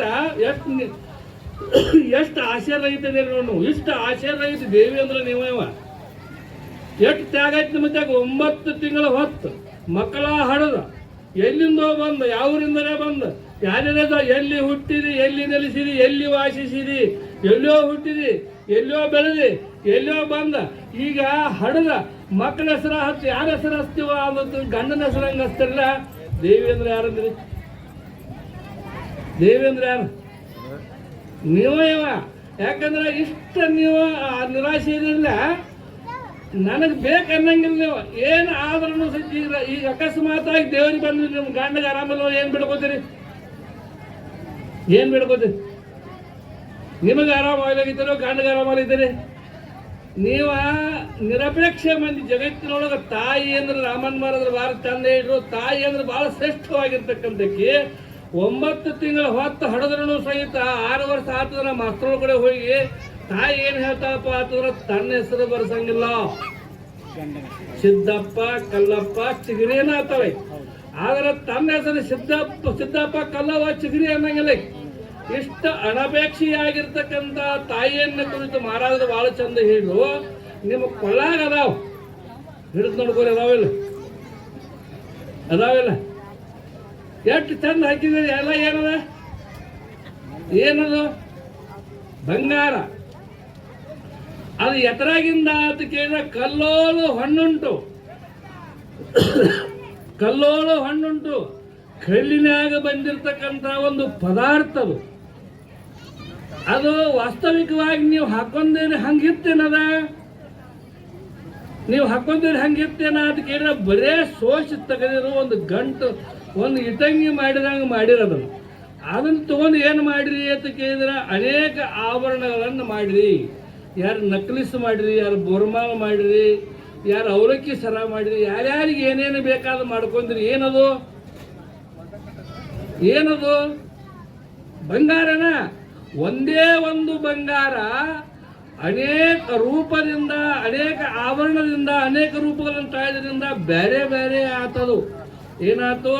ನಕ್ಲಿಸ್ ಆಯ್ತು, ಏನಾಯ್ತು? ಅವಲಕ್ಕಿ ಸರ ಆಯ್ತು, ಏನಾಯ್ತು? ಬೋರ್ಮಾಳ ಆಯ್ತು. ವಾಸ್ತವಿಕ ಅದ್ರ ಸ್ವರೂಪ ಏನಾಯ್ತು ಕೇಳಿದ್ರ ಬಂಗಾರನ. ಹಂಗೆ ದೇವಿ ವ್ಯಾಪಕವಾಗಿರ್ತಕ್ಕಂಥ ಸ್ವರೂಪ. ಏಕಂ ಏವಂ ಅದ್ವಿತೀಯಂ ಬ್ರಹ್ಮ. ಒಂದೇ ಒಂದು ಏನಾಯ್ತು ಕೇಳಿದ್ರೆ ಜಗನ್ಮಾತೆ ಆಗಿರ್ತಕ್ಕಂಥ ಒಬ್ಬಕ್ಕೆ ಅದಳು. ಅಕ್ಕೆ ಇಷ್ಟೆಲ್ಲ ರೂಪ ತಳಿದಳು. ಅಕ್ಕೆ ಕೊರವಂಜಿ, ಅಕ್ಕೆ ದೇವಲೋಕದ ಕೊರವಂಜಿ. ಆಕೆ ಯಾರಪ್ಪ ಹಾಕಿರ ಅದಕ್ಕೆ ಬುತ್ತಿ ಹೋಗ್ತಿರ್ತಾಳೆ. ಆಕೆ ಬ್ರಹ್ಮಾಂಡವೆಂಬ ಬುತ್ತಿಯ ಹೊತ್ತು, ಬ್ರಹ್ಮಾಂಡ ಅಂತಕ್ಕಂಥ ಬುತ್ತಿಯನ್ನು ಹೊತ್ತ ಬಂದಿರತಕ್ಕಂಥ ಮಹಾತಾಯಿಯ ಕೃಪೆಯನ್ನು ಪಡ್ಕೋಬೇಕಂದ್ರೆ ಬಹಳ ವಿಶೇಷವಾಗಿರ್ತಕ್ಕಂಥ ಪುಣ್ಯ ಬೇಕು. ಸಮಯ ಅಭಾವ ಇದ್ದುದರಿಂದ, ಯಾಕಂದ್ರೆ ನಿಮ್ಮ ಲಕ್ಷ್ಯ ಎಲ್ಲ ಹೇಳಿದ್ದೀಗ ಮಾಡವರು ಮಾಡಾಕದಾರು, ನೀವರೇ ಕೂತು ಕೇಳೋದ್ರಿ. ಇದ ಒಂದು ನೀವು ಹೆಚ್ಚಿನ ಅವರು ಜಗತ್ತಿನಾಗ ನಿಮ್ಮಿಂದ ಧರ್ಮ ಉಳಿದೈತಿಲ್ಲ ಅಂದ್ರೆ ಧರ್ಮ ಉಳಿಯಂಗಿಲ್ಲ ಇವರಿಂದ, ಧರ್ಮ ಉಳಿಯಂಗಿಲ್ಲ ಇವರಿಂದ. ಅದಕ್ಕೆ ನಿಮ್ಮಿಂದ ಧರ್ಮ ಉಳಿದೈತಿ, ನೀವರೇ ಕೂತಿದ್ರೆ ಬಹಳ ಚಲೋ ಆಗಿದ್ದಿ. ಆದ್ದರಿಂದ ಸಮಯ ಅಭಾವ ಇದ್ದರಿಂದ ದೇವಿಯ ಮಹಿಮೆಯನ್ನು ಕೇಳಬೇಕು ಅಂದ್ರೆ ಬಹಳ ವಿಶೇಷವಾಗಿರ್ತಕ್ಕಂಥ ಪುಣ್ಯ ಬೇಕು. ಶುದ್ಧ ಬುದ್ಧ ವಸ್ತು ಎನಿಸುವ ಸಿದ್ಧ ಪರ್ವತದಲ್ಲಿ ನಿಂತಿರುವುದರಿಂದ ಬಗಲಾಮುಖಿಯ ಸಾಕ್ಷಾತ್ಕಾರ ತಾನಾಗಿ ಬುದ್ಧಿವಂತರು ಓದಿ ಮನುಷ್ಯದ್ದನ್ನು ಪಡೆಯಲಿಕ್ಕೆ ತಾವೆಲ್ಲ ಬುದ್ಧಿವಾನದಿರಿ. ನಿಮ್ಮ ಮನಸ್ಸು ಬಹಳ ಸ್ವಚ್ಛ ಐತಿ. ಅದಕ್ಕೆ ಜಗನ್ಮಾತೆಯ ಮಹಿಮೆಯನ್ನು ಕೇಳಬೇಕು ಅಂತ ತಾವೆಲ್ಲ ಬಂದಿರಿ. ಜಗನ್ಮಾತೆ ತಮಗೆಲ್ಲ ವಿಶೇಷವಾಗಿ ಕೃಪೆ ಮಾಡಲಿ. ಲಕ್ಷ್ಮಣ ಆ ಅಯೋಧ್ಯೆಯನ್ನು ನೋಡಿದ. ಸುವರ್ಣ ನಗರಿ ಬಂಗಾರದಿಂದ ಕಟ್ಟಿದ್ದಂತ ಯಾರ? ರಾವಣ. ಬಂಗಾರದಿಂದ ಆ ಕಟ್ಟಿರ್ತಕ್ಕಂಥ ಪಟ್ಟಣವನ್ನು ನೋಡಿ ಲಕ್ಷ್ಮಣ ರಾಮನಿಗೆ ಹೇಳಿದ, ಅಣ್ಣ ಆ ಹಾಳ ಅಯೋಧ್ಯೆಗೆ ಹೋಗಿ ಏನದ ಇಲ್ಲೇ ಆರಾಮವಾಗಿ ಎದ್ದು ಬಿಡೋಣ ತಂದಾಗ ರಾಮ ಒಂದು ಮಾತು ಹೇಳಿದ, ಜನನೇ ಜನ್ಮಭೂಮಿಶ್ಯ ಸ್ವರ್ಗಾದಪಿ ಗರಿಷ್ಯೆ. ಜನನಿ ಮತ್ತು ಜನ್ಮಭೂಮಿ, ನಮಗೆ ಜನ್ಮ ಕೊಟ್ಟಂಥ ತಾಯಿ, ನಾವು ಜನಿಸಿರ್ತಕ್ಕಂಥ ಭೂಮಿ ಅದು ಸ್ವರ್ಗದಕ್ಕಿಂತಲೂ ಶ್ರೇಷ್ಠ ಅಂತ ಹೇಳ್ತಾರೆ. ಆ ನಿಟ್ಟಿನಲ್ಲಿ ಎಲ್ಲ ಪೂಜ್ಯರು ಜನನಿಯ ಬಗ್ಗೆ ಬಹಳ ಅದ್ಭುತವಾಗಿ ಮಾತನಾಡಿದ್ದಾರೆ. ಅವರೆಲ್ಲರಿಗೆ ಕೃತಜ್ಞತೆಗಳನ್ನು ಹೇಳೋದ್ರ ಜೊತೆಗೆ ರಾಮನ ಶರಣರು ಈ ಏನು ಒಂದು ಕೊರವಂಜಿ ಅನ್ನುವಂಥ ಒಬ್ಬ ಶಬ್ದವನ್ನು ಪ್ರಯೋಗ ಮಾಡಿಕೊಂಡು, ಕೊರವಂಜಿ ಅನ್ನೋದು ಅದು ನಿರಾಕಾರ, ಬ್ರಹ್ಮಾಂಡ ವ್ಯಾಪಿ ಆಗಿರ್ತಕ್ಕಂಥ ಪರವಸ್ತುವಿನ ಸ್ವರೂಪಿಣಿ ಅಂತ ತಾಯಿಯ ಒಂದು ನಾಮವನ್ನು ಇಟ್ಟುಕೊಂಡು ಅದರ ಮುಖಾಂತರ ಎಲ್ಲ ಬಂದಂಥ ಕಷ್ಟ ಜೀವಿಗಳಿಗೆ ಒಂದಿಷ್ಟು ಒಳ್ಳೆಯ ಸನ್ಮಾರ್ಗವನ್ನು ಹೇಳಿ ಭಾಳ ಒಂದು ಒಳ್ಳೆಯ ಕೆಲಸ ಏನು ಅಂತಂದರೆ ಇಲ್ಲಿ ನಡೀತಕ್ಕಂಥದ್ದು ಏನು ದುಶ್ಚಟಗಳಿಗೆ ಬಲಿಯಾಗಿರಲ್ಲ, ಆ ದುಶ್ಚಟಗಳನ್ನು ಬಿಡಿಸಿ ಅವನ ಸಂಸಾರವಂತರನ್ನು ಮಾಡಿ ಅವನ ಒಳ್ಳೆಯ ವ್ಯಕ್ತಿಗಳನ್ನು ಮಾಡ್ತಕ್ಕಂಥ ಒಂದು ಕೆಲಸ ಮಾಡೋದಕ್ಕೆ ನಮಗೆ ಭಾಳ ಖುಷಿಯಾಗಿದೆ. ದೇವರ ಹೇಳೋರು ಭಾಳ ಮಂದಿ, ಆದರೆ ಚಟಗಳನ್ನು ಬಿಡಿಸೋರು ಭಾಳ ಕಡಿಮೆ. ದೇವರ ಹೇಳೋರು ಸಕಲ ಮಂದಿ ಸಿಗ್ತಾರೆ. ಆದರೆ ಇಲ್ಲಿ ದೇವರ ಹೇಳೋದರ ಜೊತೆಗೆ ನಿಮ್ಮಲ್ಲಿರ್ತಕ್ಕಂಥ ದುಶ್ಚಟಗಳಿಂದ ದೂರ ಮಾಡ್ತಾರಲ್ಲ, ಇದು ಭಾಳ ಚಲೋ ದೇವರ. ಈ ದೇವರ ಕೇಳಿ ಹೊರತು ಏನರೇ ಮೌಢ್ಯತೆಯ ಮಾತುಗಳನ್ನು ಕೇಳಿ ನಿಮ್ಮ ಬದುಕನ್ನು ಹಾಳು ಮಾಡ್ಕೋಬೇಡ್ರಿ ಅನ್ನುವಂಥ ಮಾತನ್ನು ಈ ಸಂದರ್ಭದಲ್ಲಿ ಹೇಳಿ, ಸಮಯ ಭಾಳ ಆಗೈತೆ ಅನ್ಕೊಂತ ಮತ್ತೆ ಜಗ್ಬೇಡ್ರಿ ಅಪ್ಪಂತನ್ನೋ ಮಾತನ್ನು ಹೇಳಿ, ಈಗ ರಾಮಣ್ಣ ಅವರಿಗೆ ನಾವು ಒಂದಿಷ್ಟು ಆಶೀರ್ವಾದ ಆ ಒಂದು ತಗೊಳ್ಳೋದಕ್ಕಿಂತ ನಾವು ಆಶೀರ್ವಾದ ಮಾಡಿ ನಮ್ಮ ಮಾತುಗಳನ್ನು ಮುಗಿಸ್ತಿದ್ದೀವಿ. ಎಲ್ಲರಿಗೂ ಶ್ರೀಮಠವು ಈಗ ಹೇಗೆ ಬೆಳೆದಿದ್ದೇನೋ ಹಾಗೆ ಆಕಾಶದ ಎತ್ತರಕ್ಕೆ ಹಾರಲಿ. ಅವರ ನುಡಿಗಳು ಮಾತುಗಳು ಮುತ್ತಾಗಲಿ. ಅವರು ಹೇಳ್ತಕ್ಕಂಥ ಎಲ್ಲ ನುಡಿ ರತ್ನಗಳಾಗಲಿ. ಅವರಿಗೆ ದೇವರು ಒಳ್ಳೆಯದನ್ನು ಮಾಡಲಿ. ಬಂದಿರತಕ್ಕಂಥ ನೊಂದ ಭಕ್ತರನ್ನ ಉದ್ಧಾರ ಮಾಡಲಿ. ಹಸನ್ಮುಖಿ ಸದಾಸುಖಿ ಎಂಬ ಉಕ್ತಿಯಂತೆ ಬಂದಿರತಕ್ಕಂಥ ಭಕ್ತರು ಬಂದದವ್ರು ನಪ್ಪಕ್ಕೆ ಹೋಗುವಂಗೆ ಮಾಡಲಿ ತಿಳಿದ ನಮ್ಮ ಶ್ರೀ ನಂದಗಾವ ನದಿ ಇಂಗಳಗಾವ ಮಠದ ಪೂಜ್ಯರು ಸಿದ್ಧಲಿಂಗ ಮಹಾಸ್ವಾಮಿಗಳು ಹಾಗೂ ನಮಗೆ ಹೇಳಿ ನಮ್ಮ ಜನಪ್ರಿಯ ಶಾಸಕರು BC ಸರ್ಕಾರ ಸಾಹೇಬರು ಕೂಡ ವಿನಂತಿ. ಇನ್ನು ಅದೇ ತರನಾಗಿ ಸಂಜಯ ಮಹಾಸ್ವಾಮಿಗಳು ಸಿದ್ಧಾರೂಢ ಮಠ ಬೆಳವಿ ಮತ್ತು ಸೇಂದ್ರಿಯ ಪೂಜ್ಯರಿಗೆ ಕೂಡ ಗೌರವ ಕಾಣಿಕೆಯನ್ನು ಕೊಟ್ಟು ಗೌರವಿಸಬೇಕು. ಆ ಕಡೆ ಅವ್ರ ಮಕ್ಕಳ ಇರ್ತಕ್ಕಂಥ ಹಿರಯ್ಯ ಮಹಾಸ್ವಾಮಿಗಳು ಕನ್ನಡ ಹೇಳಿದೆ. ಓಕೆ, ಧನ್ಯವಾದಗಳು ಸರ್. ಮಠದ ವತಿಯಿಂದ ಕೊರವಂಜಿ ದೇವಸ್ಥಾನದ ವತಿಯಿಂದ ಈ ತಮ್ಮ ಮೊಬೈಲ್ ತಗೋದು ಸರ್.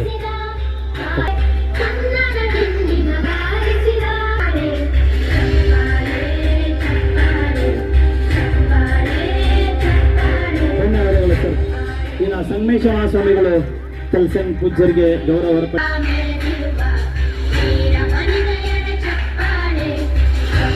ಧನ್ಯವಾದಗಳು ಸರ್. ಸಂಗಪ್ಪ ಶರಣರು ಬ್ಯಾಕೋಡ್, ಸಂಗಪ್ಪ ಶರಣರು ಬ್ಯಾಕೋಡ್ ಅವರನ್ನು ಕೂಡ ಗೌರವಿಸಬೇಕು. ಎಲ್ಲರ ಮುಂದುಗಡೆ ತಮ್ಮಲ್ಲಿ ವಿನಂತಿ. ಶಿವಾನಂದ ಮಹಾಸ್ವಾಮಿಗಳು ಸಿದ್ಧಾರೂಢ ಮಠ ಸೇಂದ್ರಿಯ ದೇವಸ್ಥಾನದ ಅರ್ಚಕರು ಶರಕ್ಷರಿ ಮಹಾಸ್ವಾಮಿಗಳಿಗೂ ಕೂಡ ಗೌರವಪೂರ್ವಕವಾದಂತ ಕೂಡ ಮಾಡಬೇಕು. ಲಕ್ಷ್ಮಣ್ ಶರಣರು ಬಸವ ಬ್ಯಾಕೋಡ್. ಒಂದಕ್ಕ 2 ಹೋಟೆಲ್ ಅನ್ನು ಗುತ್ತಿಗೆ ಹಿಡಿದಿದ್ದಾನೆ ಸರ್. 15 ಲಕ್ಷ ಕೊಟ್ಟು ಗುತ್ತಿಗೆ ಆಧಾರ ಮೇಲೆ ಹೋಟೆಲ್ ಹಿಡಿದಿದ್ದಾನೆ ಸರ್. ನಿಜವಾಗಿ ಬಹಳ ಭಕ್ತಿವನ ಈ ಹುಡುಗನಿಗೆ ಒಂದ್ಸರಿ ಜೋರಾದ ಚಪ್ಪಾಳೆ ತಟ್ಟಬೇಕು ಸರ್. ಶಂಕರ್ ಮಾರುತಿ ಸತ್ತಿ ಇವರು ವೀರ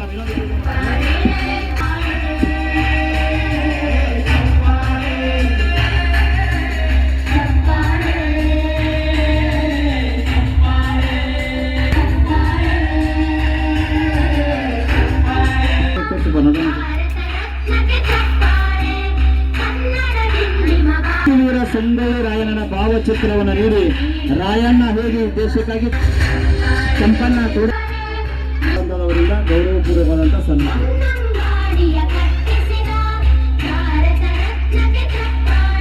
ಧನ್ಯವಾದಗಳು ಸರ್.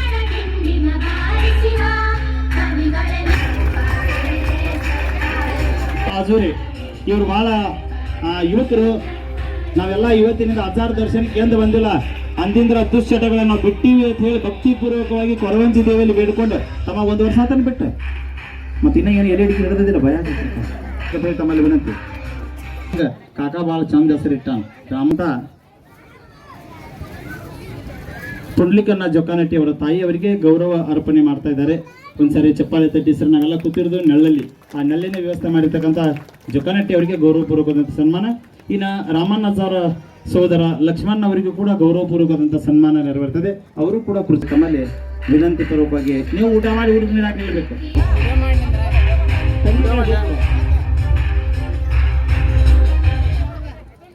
ತಮ್ಮ ಆ ಕಡೆ ನಿಂತ್ಕೊಡ್ರಿ. ಹೂ ಸಾಕಷ್ಟು ಅದಾವ. ಹೂ ಎಲ್ಲರೂ ತೆಗೆದುಕೊಡ್ರಿ. ಹೂ ಎಲ್ಲರೂ ತೆಗೆದುಕೊಳ್ಬೇಕು. ಕೈಯಲ್ಲಿ ಹೂ ಎಲ್ಲರೂ ತೆಗೆದುಕೊಳ್ಬೇಕು. ಪುಷ್ಪವೃಷ್ಟಿ ಈಗ ನೆರವೇರ್ತದೆ. ನಾನು ಮಂತ್ರ ಹೇಳಿದ ತಕ್ಷಣ ಹಾಕ್ಬೇಕಂತ ತಮ್ಮಲ್ಲಿ ವಿನಂತಿ.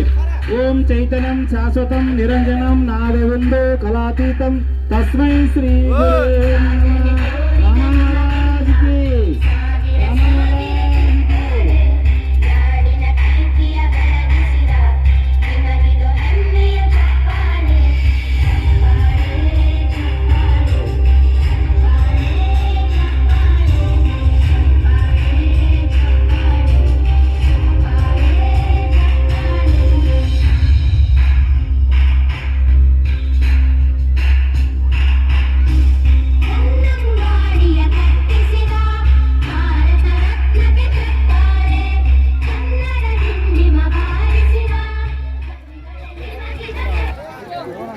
ಮೈನೇರೆ ಇನ್ನು ಮುತ್ತೈದರ ಉಡಿ ತುಂಬುವ ಕಾರ್ಯಕ್ರಮ ಪ್ರಾರಂಭಗೊಳ್ತದೆ. ಅದಾದ ನಂತರ ಭಂಡಾರ ಆಡೋದು, ಇವೆಲ್ಲ ಕಾರ್ಯಕ್ರಮ ಮುಗಿಸ್ಕೊಂಡು ತಾವೆಲ್ಲರೂ ಮಹಾಪ್ರಸಾದ ಸ್ವೀಕಾರ ಮಾಡಬೇಕಾದ್ರೆ ತಮ್ಮಲ್ಲಿ ವಿನಂತಿ. ಎಲ್ಲರೂ ದಯಮಾಡಿ ಊಟ ಮಾಡೋರು ಊಟಕ್ಕೆ ಹೋಗ್ಬೇಕಾದ್ರೆ ತಮ್ಮಲ್ಲಿ ವಿನಂತಿ. ರೂಪಾ ಡ್ಯಾನ್ಸರ್ ಯಾರು? ರೂಪಾ ಅನೌನ್ಸ್ ಮಾಡಿದ್ದ ಬಾಯಿ ರೂಪಾ ವೇದಿಕೆ ಮೇಲೆ ಬರಬೇಕು.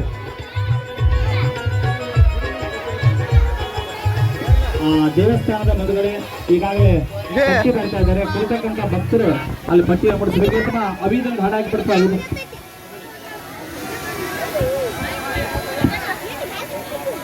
ದೀಪಾ ಚಿಗಿರಿ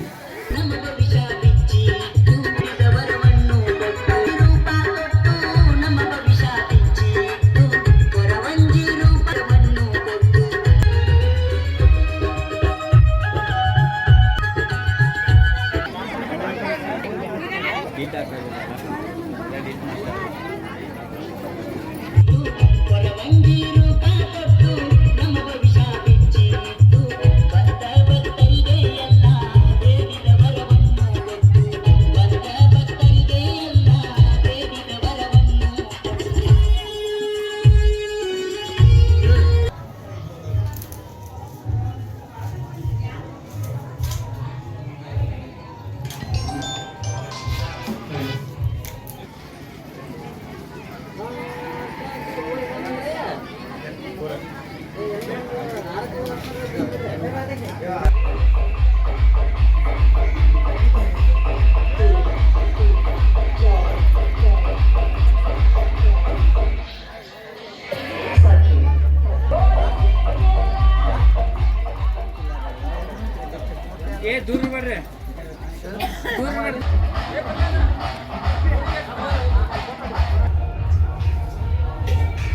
ನೋಡ್ರಲ್ಲ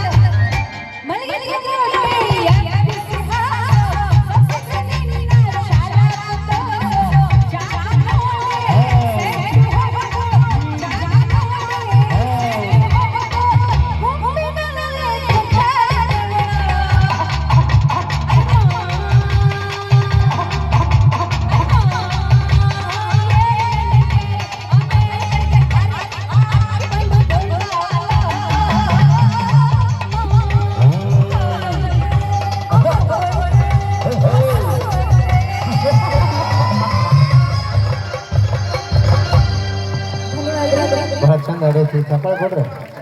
ಕನ್ನಡ ಮಂದಿ ಯಾತ್ರಾಕ್ಕೆ ಕಡಿಮೆ ಅಂತ ಕೇಳಿದ್ವಿ ನಾವು. ಚಪ್ಪಾಳೆ ಕೊಡೋದು ಕಂಜಿಸ್ತಾನ ಮಾಡಬೇಡ್ರಿ. ಯಾಕಂದ್ರೆ ಸಣ್ಣಾಗಿದ್ದಾಗ ಹಣ್ಣು ಕೊಡ್ತಾರ, ವಯಸ್ಸಿಗೆ ಬಂದ್ಬೇಕು ಹೆಣ್ಣು ಕೊಡ್ತಾರ.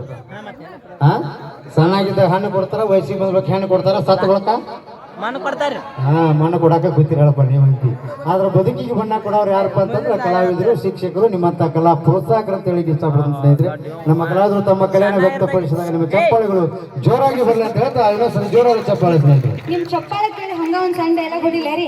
ಹೊಡಿ ಹೊಡ್ಯಾಕ ಬಂದಿಲ್ಲ ಪಗಾರ ಕೊಟ್ಟ ಅದಕ್ಕೆ ಕರ್ಸಿ ಹೆಂಗ್ ಕರ್ಸ್ಯಾರ ಅಂದ್ರ ರೆಡಿ ಆಗಕ್ ಹೋಗ್ಬಿಟ್ಟಿಲ್ಲ ಅಷ್ಟ ಹೌದು ಮತ್ತೆ ಲೇಟ್ ಮಾಡಿ ಬಂದ್ರೆ ಯಾರು ಬಿಡ್ತಾರ ಯಾರ್ ಲೇಟ್ ನೀನ್ ಲೇಟ್ ಮಾಡಿ ಟೈಮಿಂಗ್ ನೋಡ್ರಿ 7 ಗಂಟೆಗೆ ನಾ 6:30 ಈಗ ಊರಾಗ ಅದನ್ನ ಇಲ್ಲಿ ಫಸ್ಟ್ ಯಾರ್ ಸ್ಟೇಜ್ ಮಂದಿ ಮುಂದ್ ಕುಂತ್ ನೋಡಾಕತ್ತಾರ. ಓಕೆ ಭೂಮ್ಯಾಗ ಬೆಳೆ ಐತಿ ವಾವ ಅನ್ಬೇಕ. ಅನ್ರಪ್ಪ ಅನ್ರಿ ಅವ್ವ ಅನ್ ಭೂಮ್ಯಾಗ ಬೆಳೆ ಐತಿ ಬಂದೂಕ್ನಾಗ ಬುಲೆಟ್ ಐತಿ ಕನ್ನಡದ ಮಂದಿ ಮೈಯಾಗ ಪವರ್ ಐತಿ. ಹೊಡ್ರಿ ಚಪ್ಪಾಳೆ. ಕನ್ನಡ ಗ್ರಾಮದ ಚಿಗರಿ ತೋಟದಲ್ಲಿ ನಡೆಯುತ್ತಿರುವಂತಹ ಈ ಒಂದು ಕಾರ್ಯಕ್ರಮ ನೋಡಲಿಕ್ಕೆ ಆಗಮಿಸುತ್ತಿರುವಂತಹ ಎಲ್ಲ ಪ್ರೇಕ್ಷಕ ಅಭಿಮಾನಿ ದೇವರುಗಳಿಗೆ ಮತ್ತೊಮ್ಮೆ ಆತ್ಮೀಯವಾದಂತಹ ಸ್ವಾಗತ ಸುಸ್ವಾಗತವನ್ನ ಕೋರ್ತಾ ಕೇರಳ ಮತ್ತೊಂದು ಉತ್ತರ ಕರ್ನಾಟಕದ ಜವಾರಿ ಭಾಷೆಯ ಜಾನಪದ ಗೀತೆ MD ಆನಂದ್ ಅವರು ಹಾಡಿರ್ತಕ್ಕಂಥ ಒಂದು ಅದ್ಭುತವಾದಂತಹ ಜಾನಪದ ಗೀತೆಯನ್ನ ಕೇರಳ ಕೆಂಪಾನ ಗಲ್ಲದ ಪೋರಿ.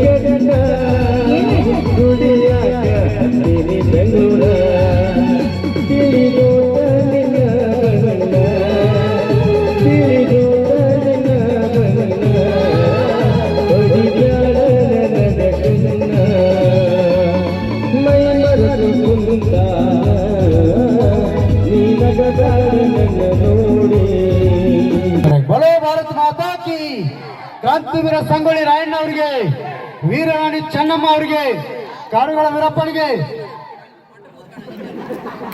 ಬೆಟ್ರ ಐಶ್ವರ್ಯರಾಯ್ಗೂ ಜಯಣ್ಣವನಿ ಸ್ನೇಹಿತರೆ ಹಾಸ್ಯ ಅನ್ನೋದಿಲ್ಲ ಎಲ್ಲ ರಂಗದೊಳಗೆ ನಾವು ಹಾಸ್ಯವನ್ನು ಕಾಣ್ತಾ ಇದ್ದೀವಿ ಸ್ನೇಹಿತರೆ ಒಂದು ಕ್ಷಣದ ನಗು 80 ವರ್ಷ ಆಯುಷ್ಯನ ಜಾಸ್ತಿ ಮಾಡ್ತದಂತ ನೋಡ್ರಿ ಒಂದು ಕ್ಷಣದ ನಗು 80 ವರ್ಷ ಆಯುಷ್ಯನ ಜಾಸ್ತಿ ಮಾಡ್ಬೇಕಾದ್ರೆ ಜೀವನದೊಳಗೆ ನಾವು ದಿನಪ್ರತಿ ನಕ್ಕೊಂತಿದ್ರೆ ನೆಕ್ಸ್ಟ್ ವರ್ಷ ಆಯುಷ್ಯನ ಜಾಸ್ತಿ ಮಾಡ್ಕೋಬಹುದು ಹಂಗಂತ ಹೇಳಿ ಮತ್ತೆ ನಾಡು ರೋಡ್ ನಾವು ಒಬ್ಬೊಬ್ರು ನಕ್ಕೋತ ಹೊಂಟ್ಗಿಟ್ರು ಜನ ಎಲ್ಲ ಬೇರೆನೇ ತಿಳ್ಕೊಂಡ್ಬಿಡ್ತಾರೆ ಮೊದಲಿನ ಕಾಲದ ಗುರು ಹಿರಿಯರು 100 ಅಲ್ಲ 150 ವರ್ಷಗಳ ಕಾಲ ಬದುಕ್ತಿದ್ರು ಅವರು ಯಾಕಪ್ಪ ಅಂದ್ರೆ ಜೀವನದೊಳಗೆ ದಿನಪ್ರತಿ ನಕ್ಕೊಂತಿರ್ತಿದ್ರು 100 ವರ್ಷಗಳನ್ನ 10 ವರ್ಷಗಳ ವಿಂಗಡಣೆ ಮಾಡಿದ್ರು ಹೆಂಗಪ್ಪ ಅಂತಂದ್ರೆ 10ಕ್ಕೆ ಹಕ್ಕಿ 20ಕ್ಕೆ ನಕ್ಕಿ 30ಕ್ಕೆ ಮುರುಕ 40ಕ್ಕೆ ನಾಚಿಕೆ 50ಕ್ಕೆ ಅರಿವು 60ಕ್ಕೆ ಮರಿವು 70ಕ್ಕೆ ಯೋಗಿ 80ಕ್ಕೆ ಭೋಗಿ 90ಕ್ಕೆ ರೋಗಿ 100ಕ್ಕೆ ಹೊತ್ಕೊಂಡ ಆದ್ರ ನಮ್ಮಂತ ಯುವಕರು ಏನ್ ಮಾಡ್ಯಾರ ಅಂದ್ರೆ 50ಕ್ಕೆ ವಿಷಾರ್ರಿ ಹೆಂಗಾಗೈತೆ ಅಂದ್ರ 10ಕ್ಕೆ ಸೂಪರ್ 20ಕ್ಕೆ ಪವರ್ 30ಕ್ಕೆ ಪ್ರೆಷರ್ 40ಕ್ಕೆ ಶುಗರ್ 50ಕ್ಕೆ ಢಮಾ ಯಪ್ಪ 50 ವರ್ಷ ಬಾಳೋದು ಮುಖ್ಯ ಅಲ್ರಿ ಬಾಳೋದ್ರ ಜೊತೆಗೆ ಅಕ್ಕಪಕ್ಕದವರೊಂದಿಗೆ ಮಡದಿ ಮಕ್ಕಳೊಂದಿಗೆ ಹೆಂಗ್ ನಗನಾಗ್ತಾ ಇದ್ದೀವಿ ಅನ್ನೋದು ಭಾಳ ಮುಖ್ಯ ನಾನು ಹೆಂಡತಿಗೆ ಹೇಳಿದೇನ ಇಲ್ಲೇನ ಸೌಸದಿತ್ತಲ್ಲಿ ಕಡದಾಳ ಐತೆ ರಾಯಬಾಗ್ ತಾಲೂಕ ಅಲ್ಲಿ ಕಾರ್ಯಕ್ರಮ ಕೊಡಕ್ಕೆ ಹೊಂಟೀನಿ ಅಂತ ನಾನು ಹೆಂಡತಿಗೆ ಹೇಳಿದೆ ನಾನು ಹೆಂಡತಿ ಏನು ಮಾಡಲು ಕಾರ್ಯಕ್ರಮ ಕೊಡಕ್ ಹೊಂಟ್ರಿ ಅಂದಾಗ ಶಿಫ್ಟ್ ಮಾಡ್ಕೊಂಡ್ ಕೂತು ನಾನು ಹೇಳ್ತೀನಿ ರಮೇಶ್ ಬರ್ಬೇಕಂತ ಒಂದು ಮಾತು ಹೇಳಿದೆ. ಶಿಫ್ಟ್ ಮಾಡ್ಕೋಬೇಡ, ಕಾರ್ಯಕ್ರಮ ಮುಗಿಸ್ಕೊಂಡು ಬಂದ ತಕ್ಷಣ ನಿನಗೋಸ್ಕರ ತಾಜ್ ಮಹಲ್ ಕಟ್ಟನ್ನು ಕಟ್ತಾನೆ. ಮತ್ತು ಶಿಫ್ಟ್ ಮಾಡ್ಕೊಂಡ್ ಕೂತಳು. ತಾಜ್ ಮಹಲ್ ಬೇಡಲು ವಿಜಯಪುರದ ಗೋಲ್ ಗುಮ್ಮಟ್ ಕಟ್ಸನ್ನು ಕಡಿಸ್ತಾನೆ. ನಾನು ಏನ್ ಅನ್ಬೇಕು, ಹೋಗೋ ಬಾಡ್ಯ ಮೊದಲು ಕರೆಂಟ್ ಬಿಲ್ ಕಟ್ಟಿ ಬರೋ ಹೋಗೋಣ. ಈ ಹೆಣ್ಮಕ್ಳು ಚೋಳ ಕಡ್ದಾಗ ಮಾತಾಡ್ತಾರೆ, ಒಟ್ಟಾಗ ಗೊತ್ತಾಗಂಗಿಲ್ಲ. ಸಾಯಂಕಾಲ 6 ಗಂಟೆ ಆತನ ಗಂಡ ಹೇಳ್ತಿ ಮಾತುಗಳು ಕೇಳ್ಬೇಕು ನೀವು. ಮಾತಾಡ್ಕೋತ ಬೆಂಕಿ ಹತ್ತಾವು. ಗಂಡದಾವ್ ಹೇಳ್ತೀನಿ ಕೇಳ್ತಾವ. ನಾವು ಮದುವೆಗೆ 10 ವರ್ಷ ಆತ, ಬಂಗಾರದಂತ 2 ಮಕ್ಳು ಹುಟ್ಟ್ಯಾವ.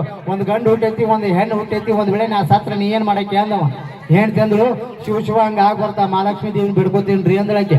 ನೀ ಆ ದೇವ್ರನ್ನ ಬಿಡ್ಕೊಂಡ್ರು ನಾ ಸತ್ರ ಅವಾಗ ಏನ್ ಮಾಡ್ತಿ ಹೇಳ ಅಂದಿವ.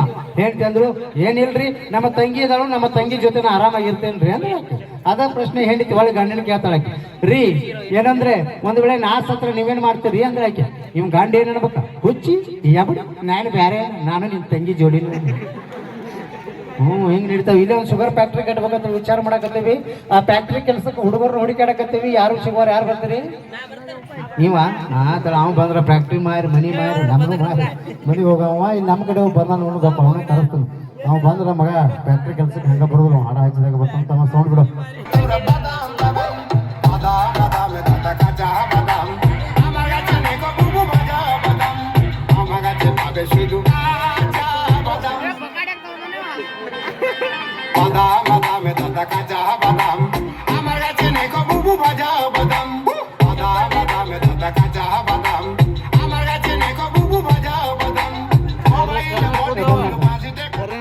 ಮಗನ ಇಂಥ ಸಣ್ಣ ರೋಡ್ನ ಇಂಥ ದೊಡ್ಡ ಮನುಷ್ಯನ ಹತ್ರ ಕಣಕ್